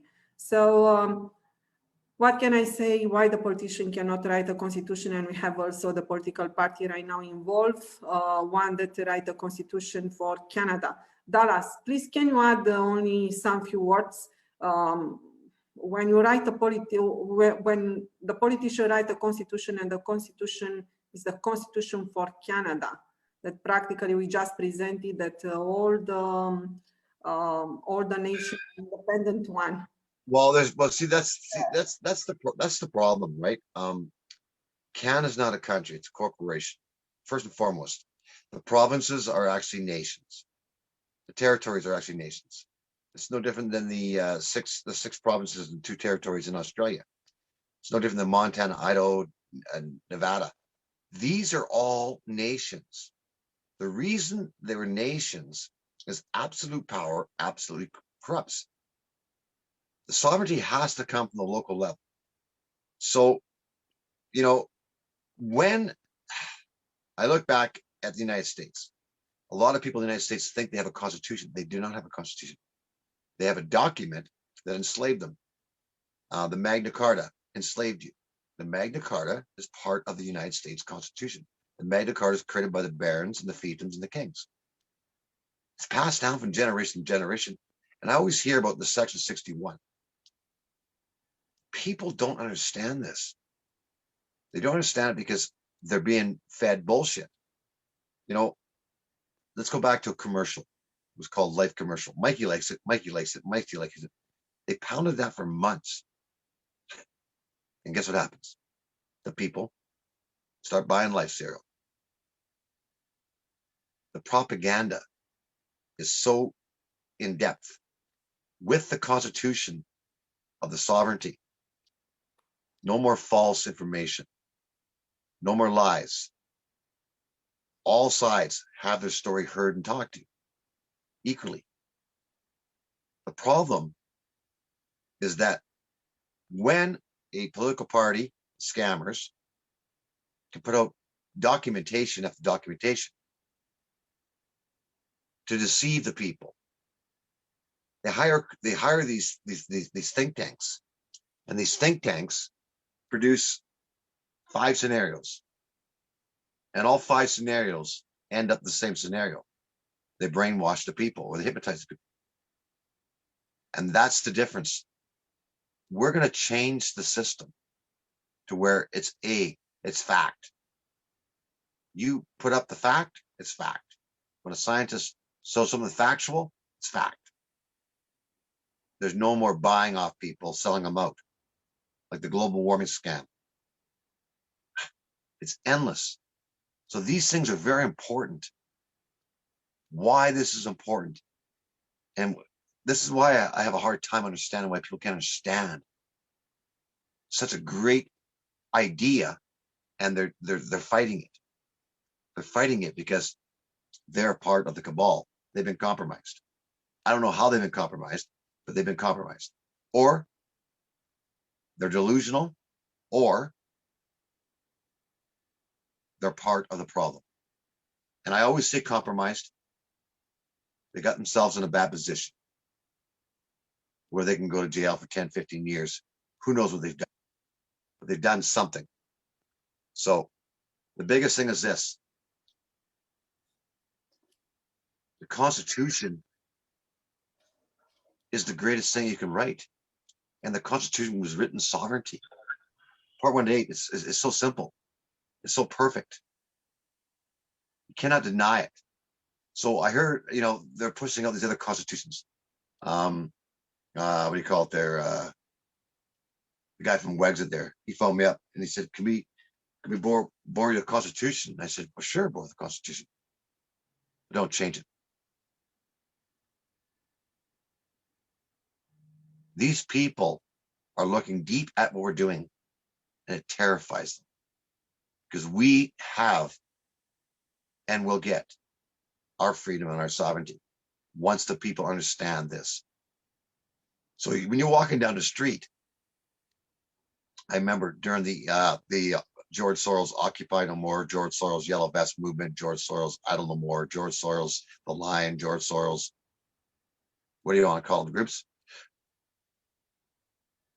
The screaming and the lockdown. But back in 2009, they were screaming, this is what democracy is about. This is what democracy is about. They couldn't understand. These people were all paid off shills. UBC students, little or no education, 25 years old, know nothing about the real world. And they're so easily programmed. How do we change that?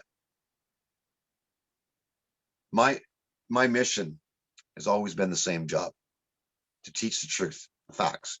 So I think now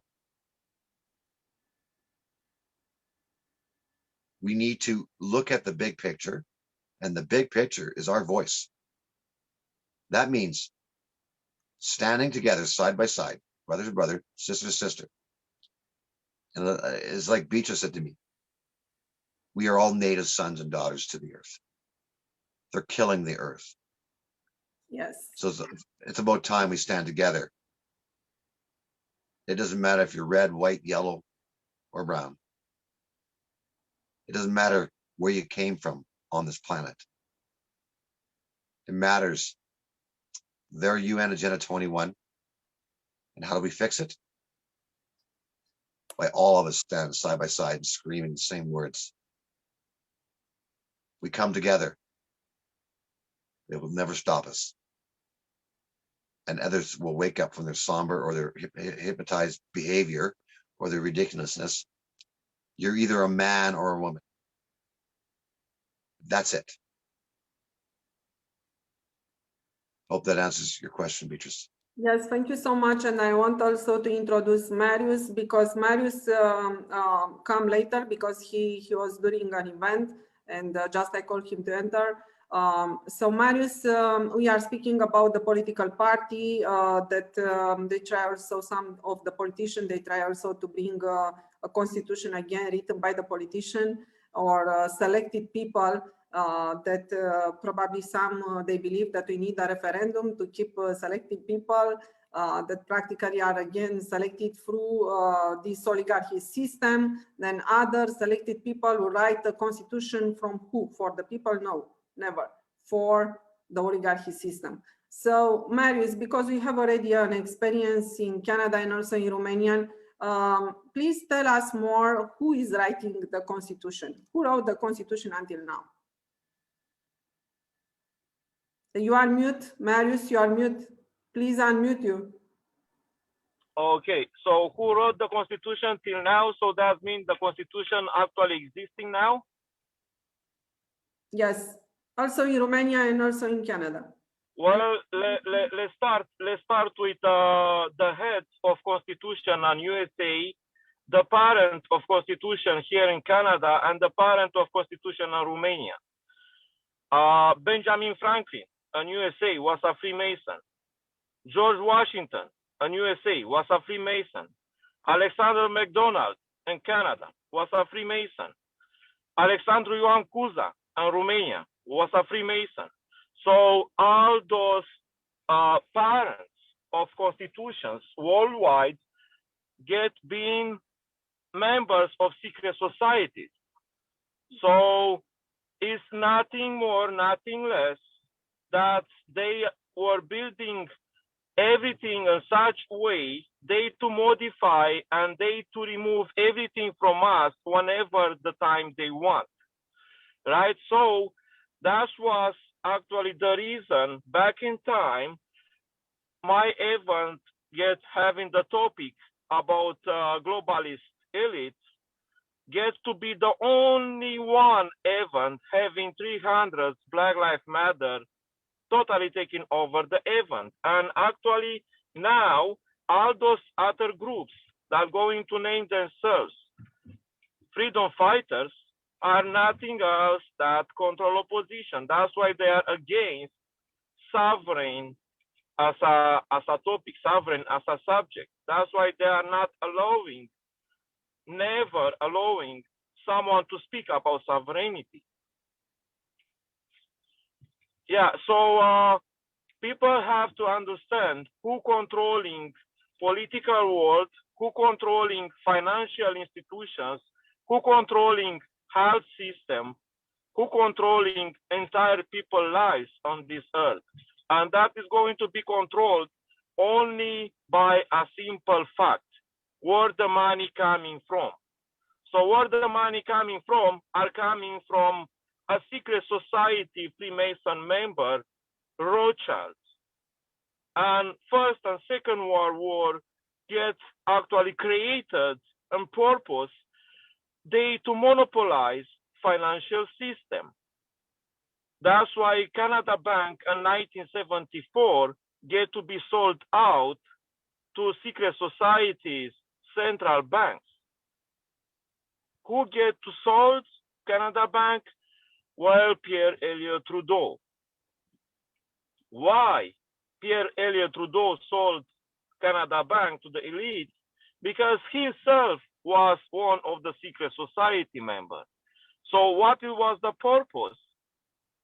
Canada, as a country, lost their own sovereignty totally on that moment.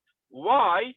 Because till that moment, till 1974, Canadian people had their own money from their own internal source, their own financial system, Canada Bank. So at that time, they just remove any way of freedom from people. Why? Because instead having money from inside system without interest rate, they start paying huge interest rate to private banks. That central bank going to be composed by private banks belonging to Rothschild, to Rockefeller, Soros, Bilderberg Group as a fact, right?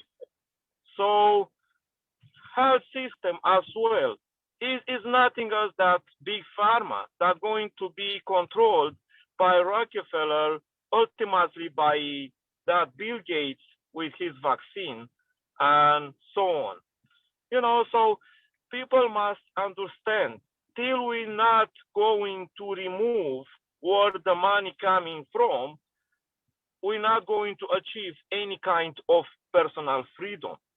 So how are we going to remove that ability of them controlling people's lives and behavior by controlling where the money coming from?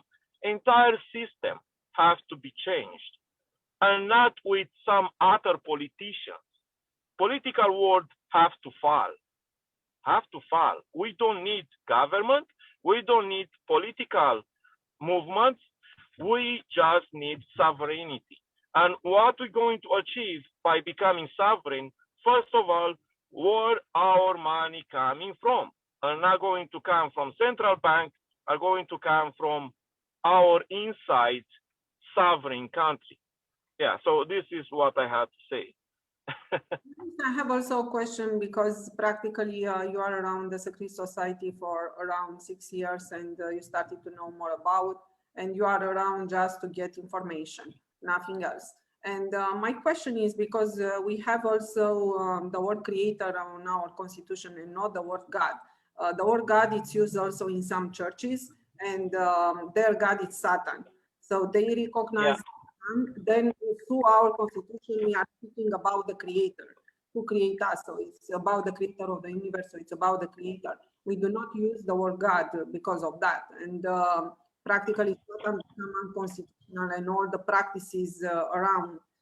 So please let me know who follow someone for sure, but for sure they do not follow the creator.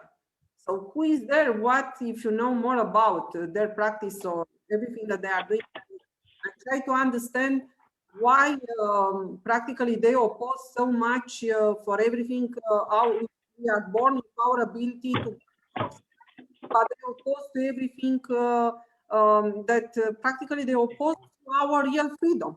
So what is there inside? If you can tell me more. Well, actually, the religious beliefs as a system get being created as a dividing tool. So let's take as a fact, right? Some nations believe in Allah. Some nations believe in Buddha. Some nations believe in reincarnation and karma, and you name it, right? So this religious system gets being created in order to divide the nations, between the nations. The religions were deliberately divided, just Yeah. like comic books are being Yeah. regularly remade, so there's different versions of fans. Exactly. Right? Yeah. We're in the Zoom room now. Yeah. So actually, what they want to promote is a cabal system, a satanic cult.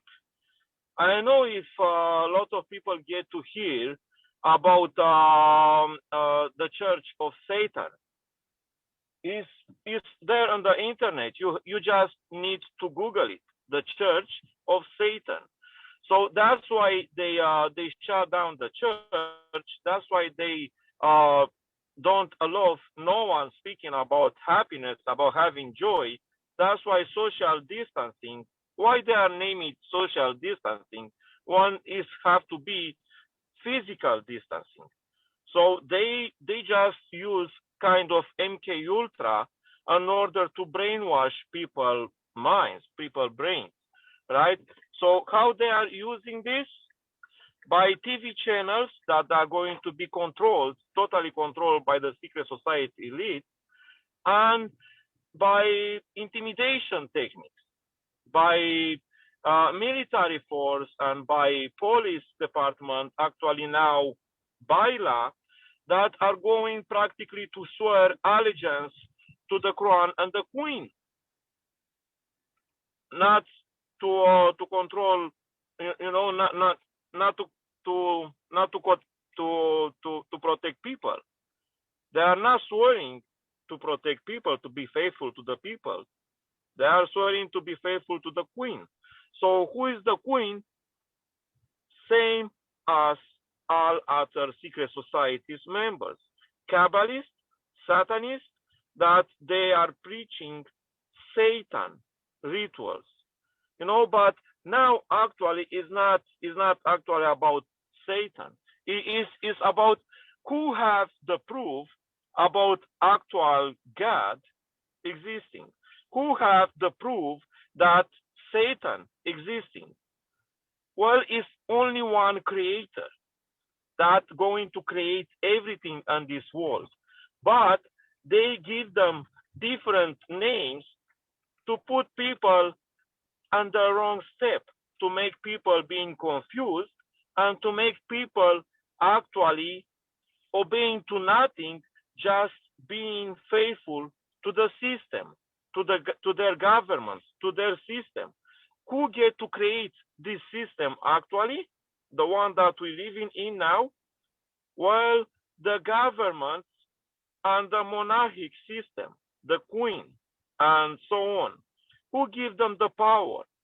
Did you give them power to create the government? Do someone give power to them to create all this oppressive system and all those regulations? No. So that's why I keep saying, show me that document where I personally signed to you, giving you right, power, and control over my property, because I belong to myself. And how I belong to myself, how I know that I belong to myself, because my creator created me. So I come from my mother and my father and my creator, with my creator accept. My mother and my father didn't get to ask the government or authorities me to get being born on this earth, right? So how they controlling people's lives by, transforming people birth certificates into corporative document. And that's going to be as a result what? Everyone becoming a corporative body inside of a big corporation that is nothing else than Canada Inc. So this is saying that, well, but your parents signed your document, your birth certificate. Okay, what about myself? How that they creating as well, they are giving to people what? Lower salary rate, huge prices and huge taxations, and a lot of temptation. Consume generations that you have to buy this and fast, you have to buy this and fast, right? Why? People to become poor and poor and poor and easily to be controlled. So it's nothing about Satan, it's nothing about God, it's about control.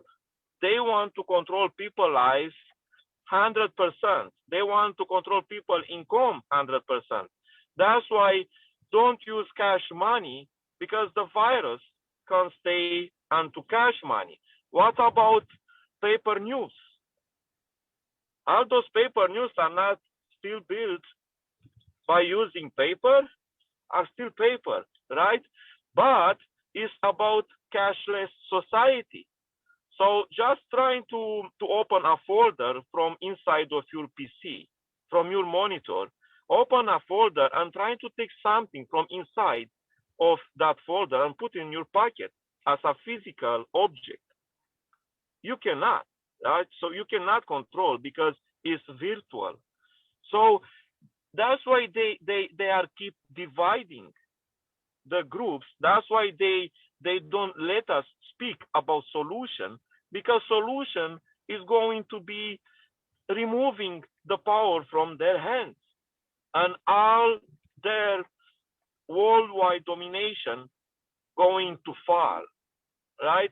So it's all about introducing confusion in the people's mind, and with the help of media, controlling people by TV, only hearing what the elites pay the TV channels people to get knowledge about. And that's why that censor onto YouTube and to Facebook and to Twitter in order people to have no contact with all those informations that are going to wake people up. And actually, I had some police officers from Baila trying to shut down my event that I'm going right now. I told them, it's only one way that you can make me quiet and that you make me obedient. You have to kill me first. Are you ready to do it? Please do it now. You know what they done? Just turn around and left. So they are using only intimidation process. And I have a message to everyone. Don't get to be intimidated. You have to learn your rights, but not your rights given to you by that Charter of Rights, not that, not those rights going to be given to people by that called, common law, that are going to be actually a document being created by the monarchical system as well. That common law is not a real law. That common law are going still to push people to obey and to law and to some jurisdiction and to some corporative bodies. So the only law that you have to obey into it is, did I give you rights over myself, over my property? Because I belong to myself and to my creator, right? So government authorities are not going to have any kind of control over people, over nations. They just entitle themselves as having those powers. Just take a look on the internet, oath of allegiance, and you're going to see privy council, governmental bodies, police departments, army force, everything, everyone swearing the oath to the Quran and the Queen. So once people going to understand this, To the next summit. Yeah, we'll be Yeah. to the next summit also. yeah, no, too many informations, are too many. Yes, you bring too many information. Thank you so much, Marius. Yes, you'll be invited to speak also to the next summit, and then by there, because we will develop, but we need to introduce the people on the subject. So this is the reason. Yeah. Okay. Yeah, so thank you so much. I truly believe that this satanic cult, it's the origin of all our problems. And yes, it's true. You recognize above you only your creator. And this, everything that happened right now has nothing to do with the real sovereignty. And all the political party they try to bring, and all this documentation that right now they are saying they save the people. In order to read the documentation, it's extremely simple. They recognize, so just ask yourself if this document recognizes your real authority. Your real authority as sovereign, you recognize above only your creator, and you are above the constitution and the government. And the constitution has to have inside only everything given from your creator, nothing man-made. Only the sovereignty, natural law, and unalienable rights. If it is other type of constitution, ask yourself everything that is something different, why is there? So we need critical thinkers, and we need also the people to start to speak the truth. Also, the article, as I said, will be a referendum more time. When the independent sovereignty is declared and the administration is set up, then we'll start a referendum for all the articles one by one. And I want also to present a video why the politician cannot write a constitution.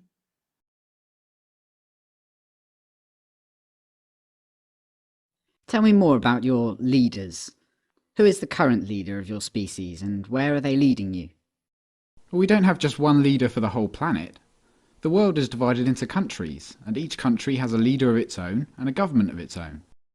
You don't have one government that rules the whole planet? No, this planet is really big, and there are billions of people on it. The world is divided up because people in different places want different kinds of leaders and governments. How many countries are there? A couple of hundred, I think. So there are millions of people per country? Yes, or hundreds of millions in some of them. And all the people in a country live under one single government? There can be layers of government, but there's only one government in each country. That's how it works. But you can have multiple governments on the same planet? Yes, and it's better that way. If you had a single government for the whole planet and it turned tyrannical, there'd be nowhere to escape to and no one to oppose it. And I wouldn't want to be ruled by a bunch of people living thousands of miles away on the other side of the planet. It's better having government more local, because then it's more accountable. How far is it from here to where the rulers of this country live? The capital of this country is hundreds of miles from here. So you don't want to be ruled by a bunch of people living thousands of miles away, but you don't mind being ruled by a bunch of people living hundreds of miles away? That's just how it is, I guess. Why don't you and your neighbours set up your own country here, so you can keep a close eye on what the individuals acting as your government are doing? I don't think our government would allow us to do that.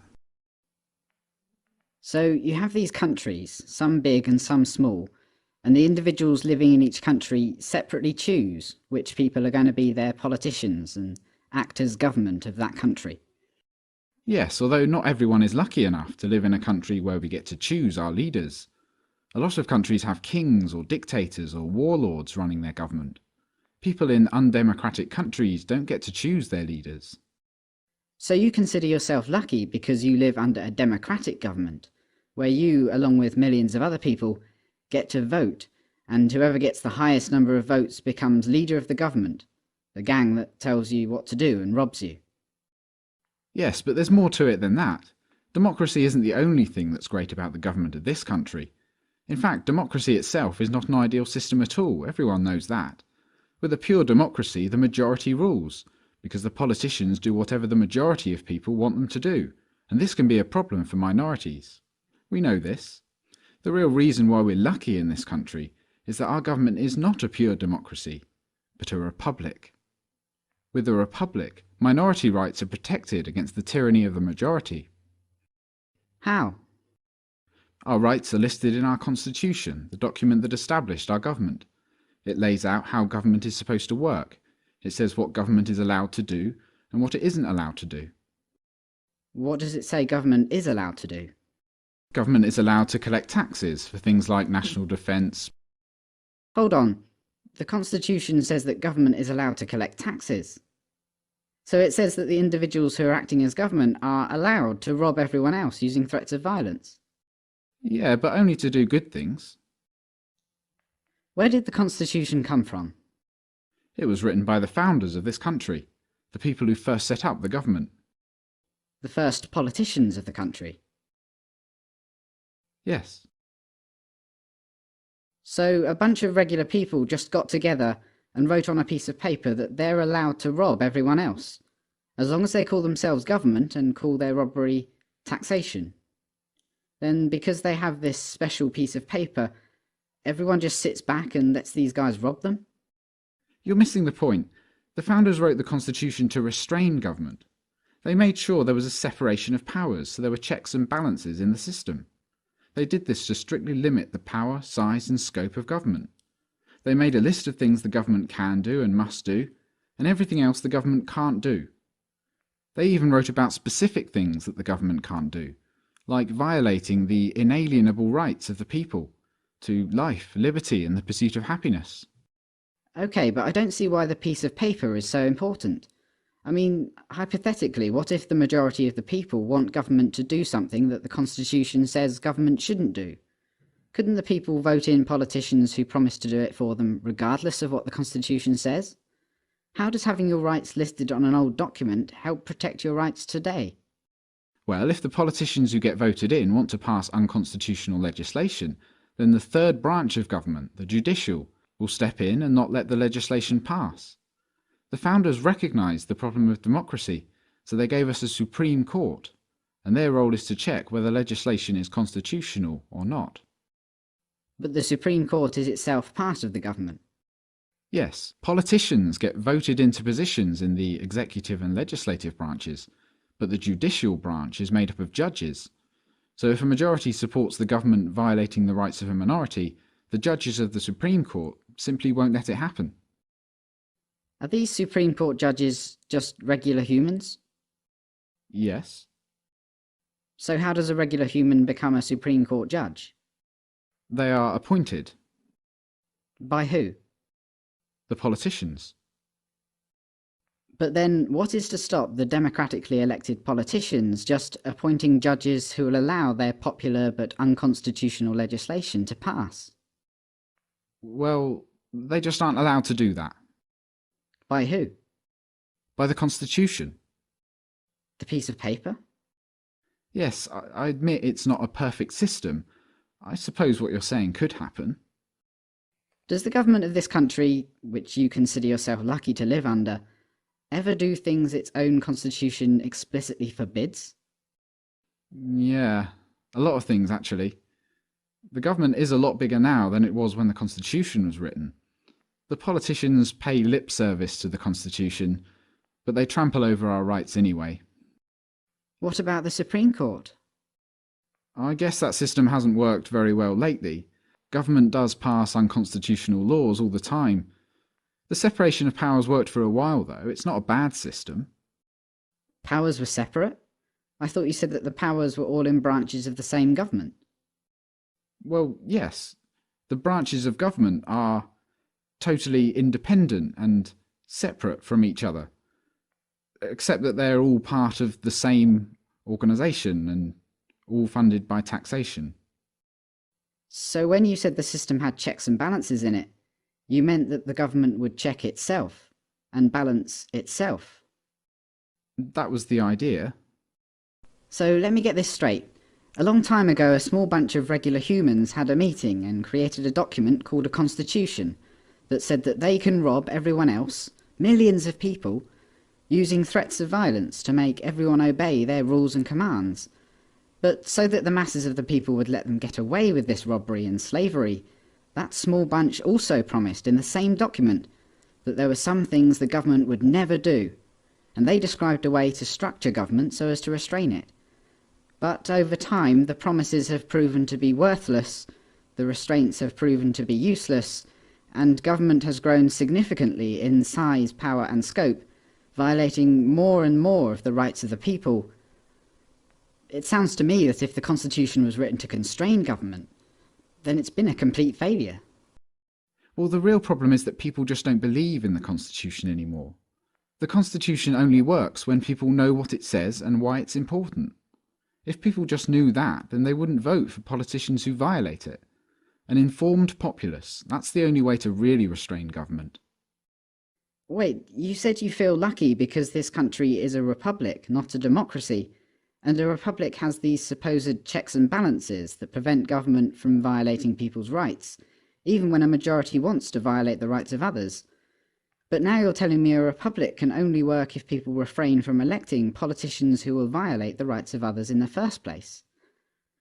That's the same as a democracy. We're back to where we started. I see your point. Is there anywhere on the planet where government is, despite the imaginative labels, anything other than a gang of thieves and bullies? But there'd be chaos without government. I'm sure that's what they tell you.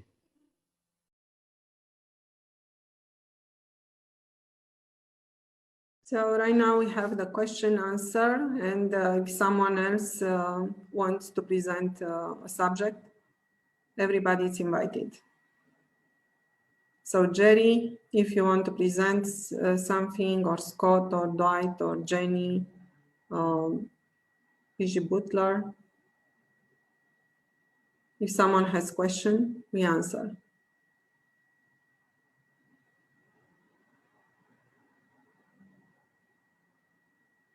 Yes, Dwight. Hi, Beatrice. Okay, I guess I just have a comment to make to all the sovereign men and women out there. Please look into your hearts and challenge yourselves. You have children, you have grandchildren, you have nieces and nephews that are dependent on your right choices. Become critical thinkers. Do the research. Constitutional Convention CA.ca is there for you, for your education. Beatrice and Elizabeth are very knowledgeable about natural law and about how it applies to each and every one of us. Take the training, step up. You all have skills in many areas. We need administrators. We need volunteers for each one of those areas. Doesn't matter which nation you're in, step forward. Ontario right now is in the process of ratifying their constitution. So right now, I'm going to say to the Ontario sovereigns, step up, get educated, step forward and volunteer. Your nation depends on you. My nation depends on the sovereigns here in Alberta. We all have a job to do. And part of that is not to comply. Part of that is to stand up as sovereign men and women under natural law. You have rights, unalienable rights. Learn what they are and stand by them as true men and women of this landmass globe that we call planet Earth.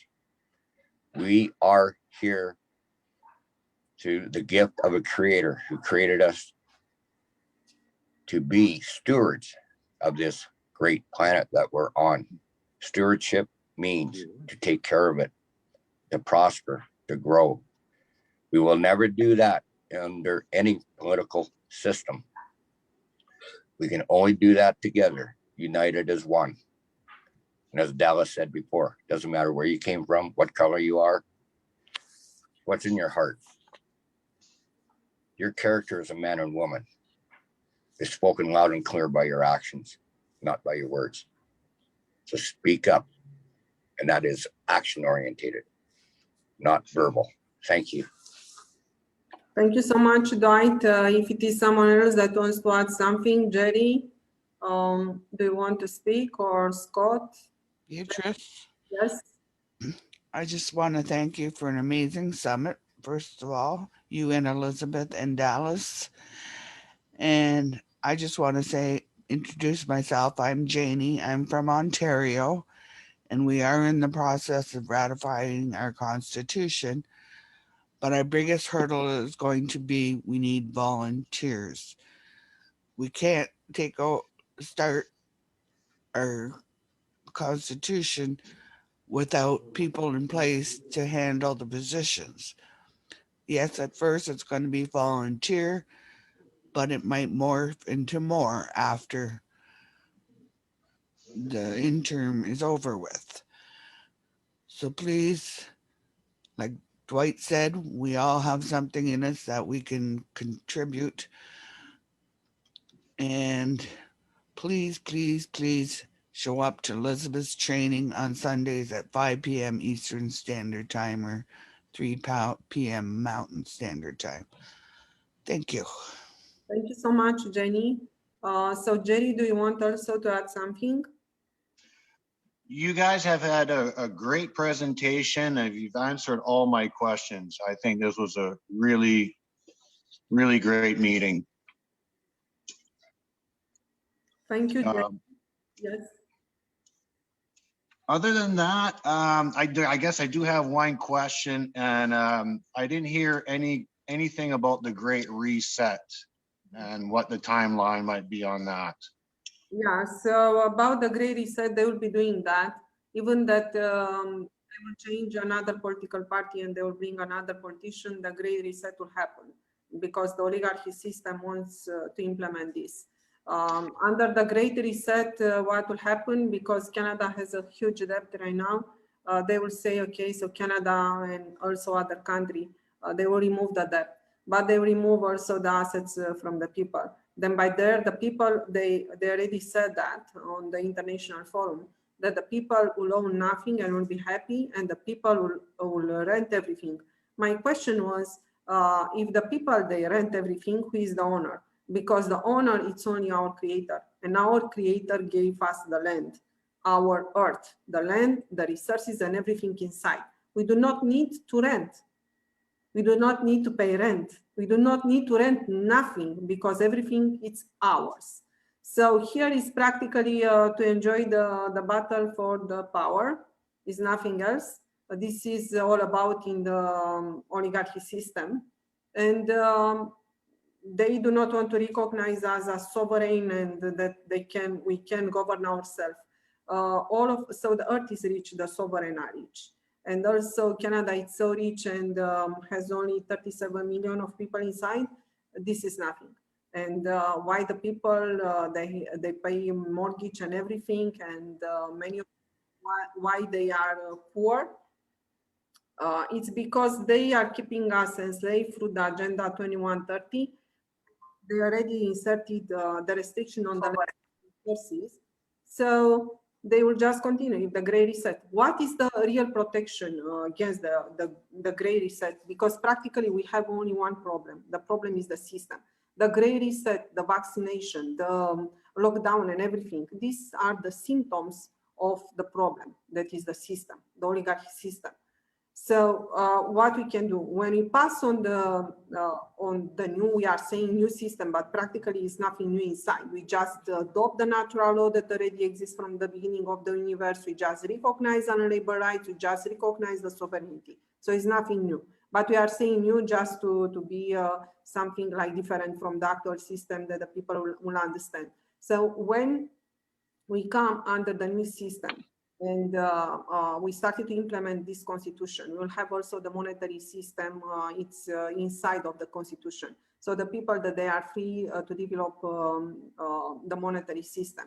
And even that, for example, they only started to write a contract with them. So this is forced consent, because how to recognize that it's not a consent and it's forced consent, even that your signature will be there.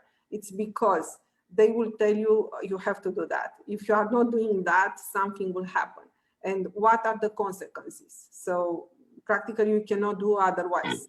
They will bring consequences. And through the consequences, you will see that it's nothing that it's inside. You have natural rights. So by there, your rights are not recognized. So you'll understand that it's a forced consent, even that will be a signature done. And by there, who are them? Because they are not the creators. So they cannot own, and they are not allowed to do that.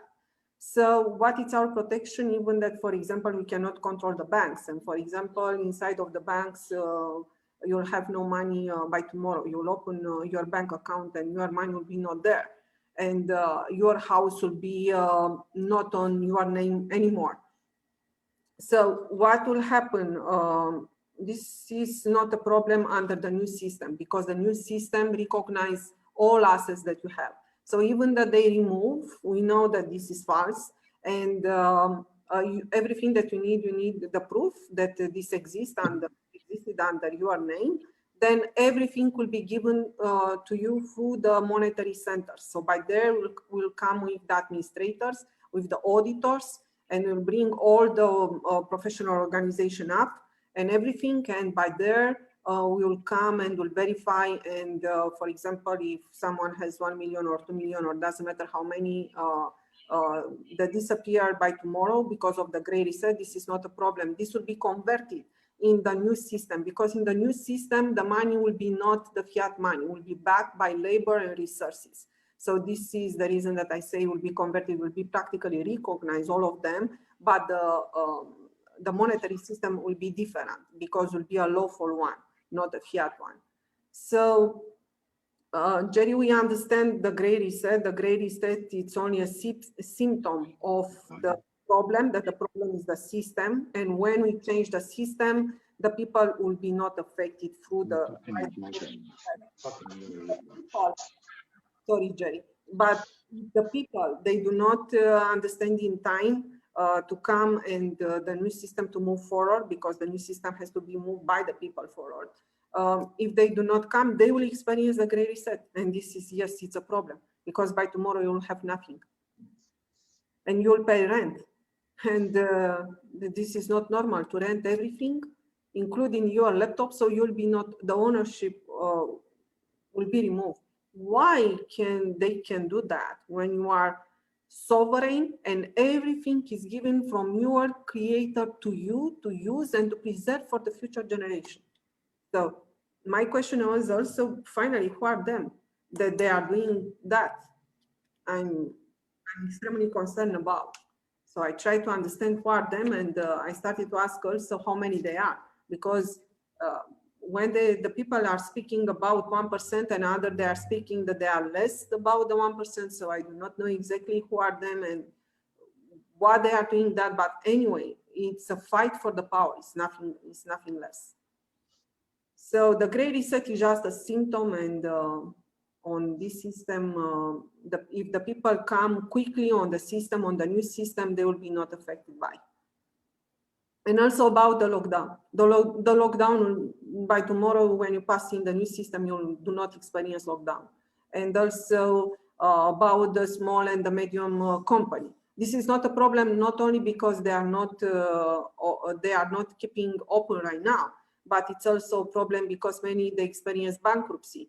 And what they will be doing. They will be not affected by the bankruptcy. Yes, I know that right now There is a law that keeping them responsible, like for the bankruptcy, responsible for nothing practically that they did, because they are bankrupt and they cannot borrow again the money. But on the new system, this is not a problem, because we understand that the lockdown is also another effect of the problem, the oligarchy system. So they will be not kept as history under the bankruptcy. And also they will do not borrow money with the interest. So the interest will be down. There will be no practical inflation. Inflation will be much more controlled, and the people will be rich, because we are living in a rich country. So the problem will be not where you are living, and will be not what you will be not if you can pay food or not. Yes, for sure, the food will be provided and will be organic, and everything will be amazing, and we will do not experience chemtrails and everything like that. So everything could be removed. Just to bring the power to the people and the correct information, to have not propaganda, to start with a correct media. So the new system is amazing. If you have another question. Just like we haven't heard very much about the reset on media or anything. Does anybody know what their timeline is on that? Because I remember Trudeau said that they were already working on it, and this pandemic was an opportunity. Does anybody know what their timeline is? So it's probably for some months only. Yeah, it's only some months. And this is also, they started to implement also the Agenda 2130. And then continue with the gray reset, lockdown, gray reset. So this is part of the symptom of oligarchy system. And it's probably for some months, only some months.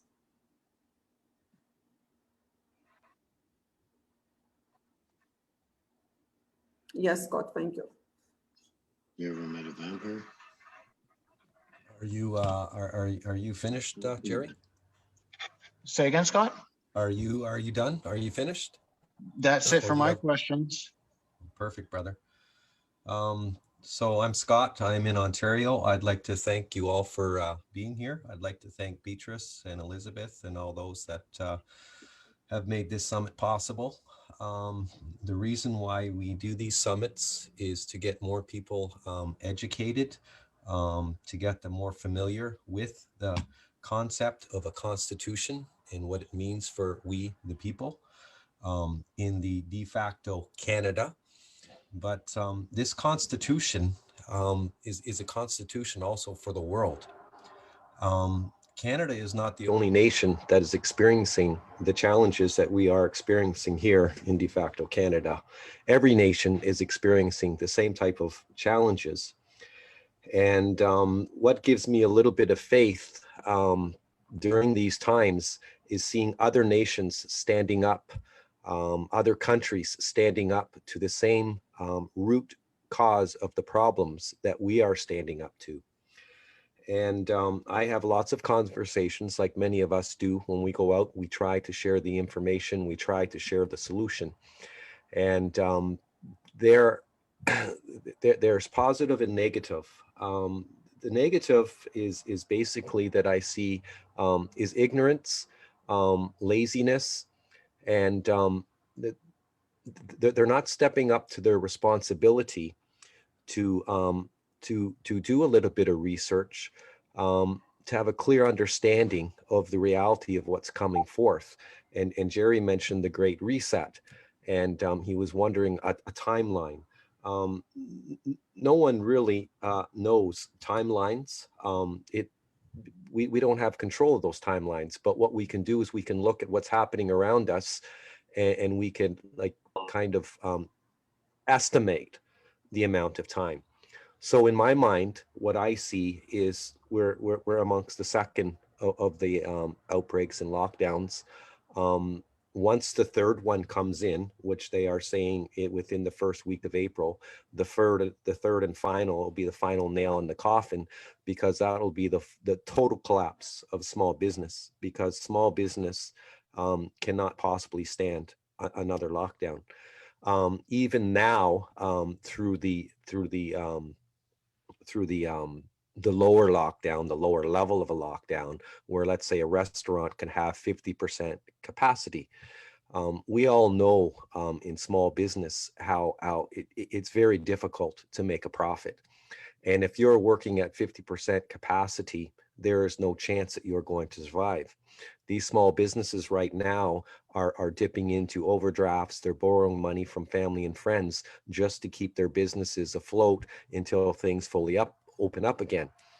And these funds and this help and these overdrafts are going to exhaust themselves, and that's when these businesses will finally shut down for good. I believe we're going to see it well in urban areas, but also it's the rural areas. And when you study the UN Agenda 2130, it's not sustainable for people to reside or live in rural areas. So they want us out of those rural areas. So they are definitely going to attack the small business and small independent farmers in these rural areas, where it won't be sustainable for anyone to live in these areas, because they won't have any opportunity for products or services within their communities. They're going to have to travel long distances to get products or services. So that's how they'll drive us all into the urban areas, and that's all under the UN Agenda 21. Besides that, I think it's time that we start the conversation. We all understand here it is very difficult to start the conversation with our family, friends, and neighbors, because they quite frankly are terrified. They've been intimidated, and they have fear within them that if they do start the conversation, or they join a protest or a meeting, whatever, they'll be ostracized, they'll be attacked by those family and friends and co-workers around them. I hear many stories of individuals who have gone on to social media and made a comment, or they've gone to a rally, or they were seen somewhere where they weren't wearing a mask, and they have been brought under reprimand from their employers. And employers, right, they have a control. When you're working for a company, you sign employee code of conduct, and they like to think that they control your private time, your private life, as well as when you're at work.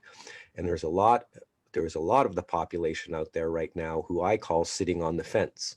And they are very well educated. They know exactly what our issues are, our challenges are, but they also have a clear understanding of the solution. But they cannot step forward at this time because they are still trying to protect what little income they have left coming in, right? And when the time comes that we do get this constitution ratified, recognized, they will be on board with us 110%. And there is going to be an awful lot of professional volunteers to help us out. So I know that when we talk about this constitution, for many, it seems like almost a dream that could never possibly come true. That couldn't be farther from the truth. This constitution that we speak of, that we try to share, this is a legal document that we have a lawful right to do. There is no coup. There's nothing against our government. We have had a lawful right since 1931 to enact a constitution, and we were never told the truth. We were lied to. So with that said, we continue doing what we can. We continue talking and spreading the truth, spreading the solution. We step up to our responsibility, because it's our responsibility. We talked about political parties and controlled opposition. These are not going to solve the issues that we have. And everyone has different issues that bring them to the table, from vaccines to 5G, to chemtrails, to our child's sex education system, which is a total unbelievable mess. And if I can add this, those that sit silent, that is consent. If you are silent, you are consenting to what is happening around you. It is our responsibility as men and women to step up to our responsibility to create the change, which will therefore give our children and future generations freedom, prosperity, and safety. We have to step up, and I say it over and over again. We here have stepped up. Yes, we have to get our other brothers and sisters to rise up beside us. It's no different than when I go to different rallies. If there's 10 or 12 people at a rally, they get intimidated and harassed by the police forces. When you go to a rally like I was in Toronto last weekend, when there was between 5,000 and 7,000 are the numbers, we weren't harassed or intimidated, other than Beatrice a little bit when she got kind of on her own. Yes, but we, the people, are the power. And this goes not only for de facto Canada, it goes for every nation, every country in this world. We rise up, we put our differences aside, we find common ground and a common solution, which is a constitution. And when each nation creates enacts their own constitution, that eliminates all these issues and problems that we discuss. Because I don't care what issue you talk about, it all leads back to one root cause, and that's globally. They call them the Illuminati, the Bilderberg Group, the Club of Rome, the 300, all these foreign globalist controlled parasites, I'm going to call them, control 99% of every aspect of our lives, from media, pharmaceuticals, education system. They control everything. And when we, the people, rise, we eliminate that. They're eliminated. They're done. We walk away from their central banking systems, their pharmaceutical companies, the media corporations. We walk away from all that. And we, the people, have the power. We have the power. And I guess I'll just leave you at that. And really and truthfully, we have to share the information. We have to share the videos. Take videos and share them with your family. There's a wealth of information on constitutionalconventions.ca. If you go on to any one of our timeline pages on Facebook, any one of us here, we always share videos. We always watch to ensure that it's truth that we are sharing. I have a wealth of documentaries on my computer that will tell you everything about this corona pandemic, who the orchestrators were, who are profiting from it. I have a wealth of information on the vaccines, the side effects. We have professionals, not controlled opposition professionals, but true, unfunded, self-professionals that will tell you the truth of what's in the vaccines and what they're going to do to you. And this is the information. We have to try to save those, because there's a lot of people right now going to get these vaccines. And they're going to get the first dose. And once the second dose comes in, that is part of their depopulation plan. When you look at the United Nations Agenda 2130, and it states in that document that 192 countries signed, including Canada, they signed this UN Agenda 2130. A sustainable world population is between 500 and 600 million people. There's 7.9 billion supposedly on this earth now. How are they going to achieve their sustainable population? By exactly what's happening before us right now, today. The global reset, the pandemic, the pharmaceutical, the drug problems, the poisoning of our children, their minds, the destruction of reproductive systems in our children and young. It's just mind-boggling what is happening around us. And sometimes it does get very frustrating for some of us that have been at this for a while to see people sitting silent. I understand why some do, but there's always something in the background you can do to help out. There's always something to do to move in a forward direction. And that's how we are going to succeed. That's how we are going to create a future for my children and your children, our nieces and nephews. We have to step up to our responsibility. End of story. We have to step up to our responsibility, and no one is going to do it for us. And I'll use, if you want what's coming, I always use Venezuela as a good example. It's a great example, Venezuela. Their dollar was worth zip. They are starving. They are fighting each other. They're eating cats and dogs. It's a mess. And if you look at Venezuela pre-1960, one of the richest countries in the world, spotlessly clean, everyone well taken care of, everyone well fed, no homeless, no starvation. And what do we see in Canada right now? We see homeless, starvation, we're not being taken care of. All our dollars are going to foreign countries and entities when we are not taking care of ourselves here. And the destruction will not stop until we rise up and unite. I thank you all for your time. I would really hope when people watch this, they go to constitutionalconventions.ca. If you want, come into a Zoom meeting. This room runs 7 days a week. 7 days a week, 12 p.m., noon, so sometimes midnight, 2, 3 in the morning. Come in, bring your questions, come in. We will navigate you through constitutionalconventions.ca. We'll navigate you through it and get some research through it and get involved, because it's us who are going to make the change. Us. No one person is going to come in, fly in, and save the day. It's going to be we the people. I leave you with that. Thank you for your time. Thank you so much, Scott, for everything that you said. So first of all, it's true. And we had also some great discussion with Rick Paris from England, and he explained very well Magna Carta and everything. And we can understand much more how all the system enslave all of us through the law and through the monetary system. What we can do is just simple like that. We adopt the natural law that already exists, that it's a spiritual law. And starting by there, we also recognize our sovereignty, our unalienable rights inside of the Constitution. And we are above the monetary system for sure, and we have to come with our monetary system. Then by there, because everyone will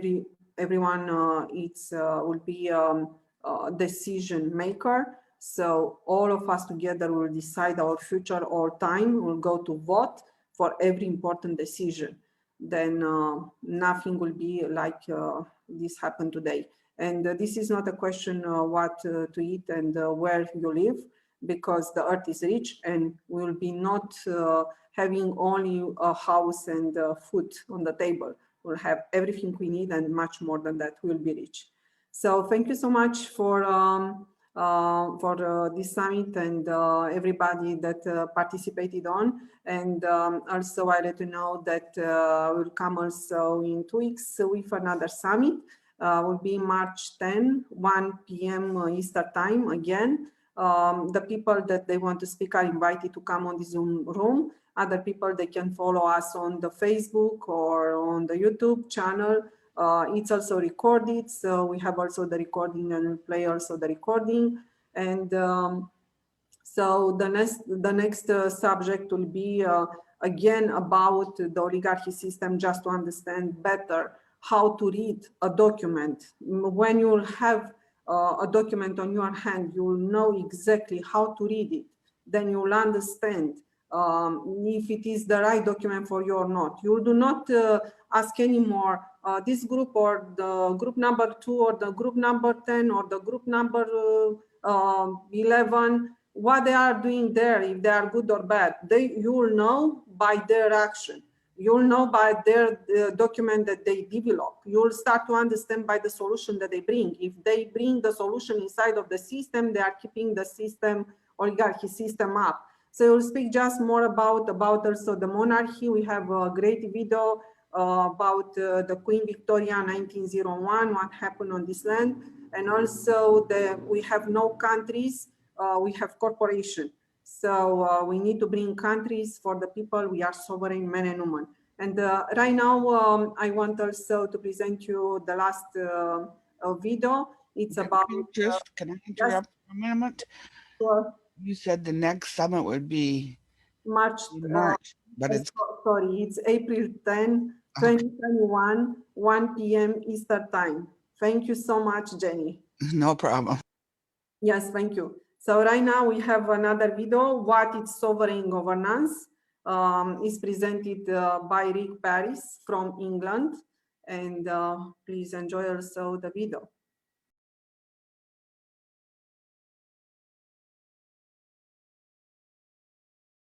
What is self-sovereignty?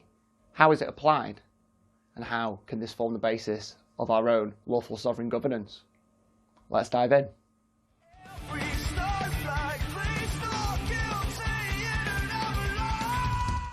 What's up there, guys? Thanks for tuning in. This is Rick. You're watching Fanfare for the Conscious, and in the video today, and we're talking about lawful sovereign governance and how it is applied, and also how it forms the basis of our own community governance. So let's get into it. So sovereignty is the basic idea. One is responsible purely for their own actions and for their own lands and their own bodies themselves. Now, this isn't some sort of weird free-for-all idea, because when you're a sovereign, you also accept the fact that you rely on other people for many of the things that you need to survive and the many of the things that you need to thrive.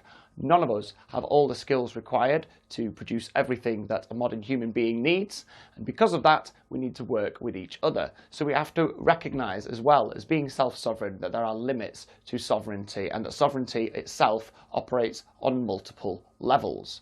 One on their own is sovereign, but also many people combined together as a single entity, as a community, or a household, or a county, or a state, are also a single entity within their own right, and also sovereign within their own borders.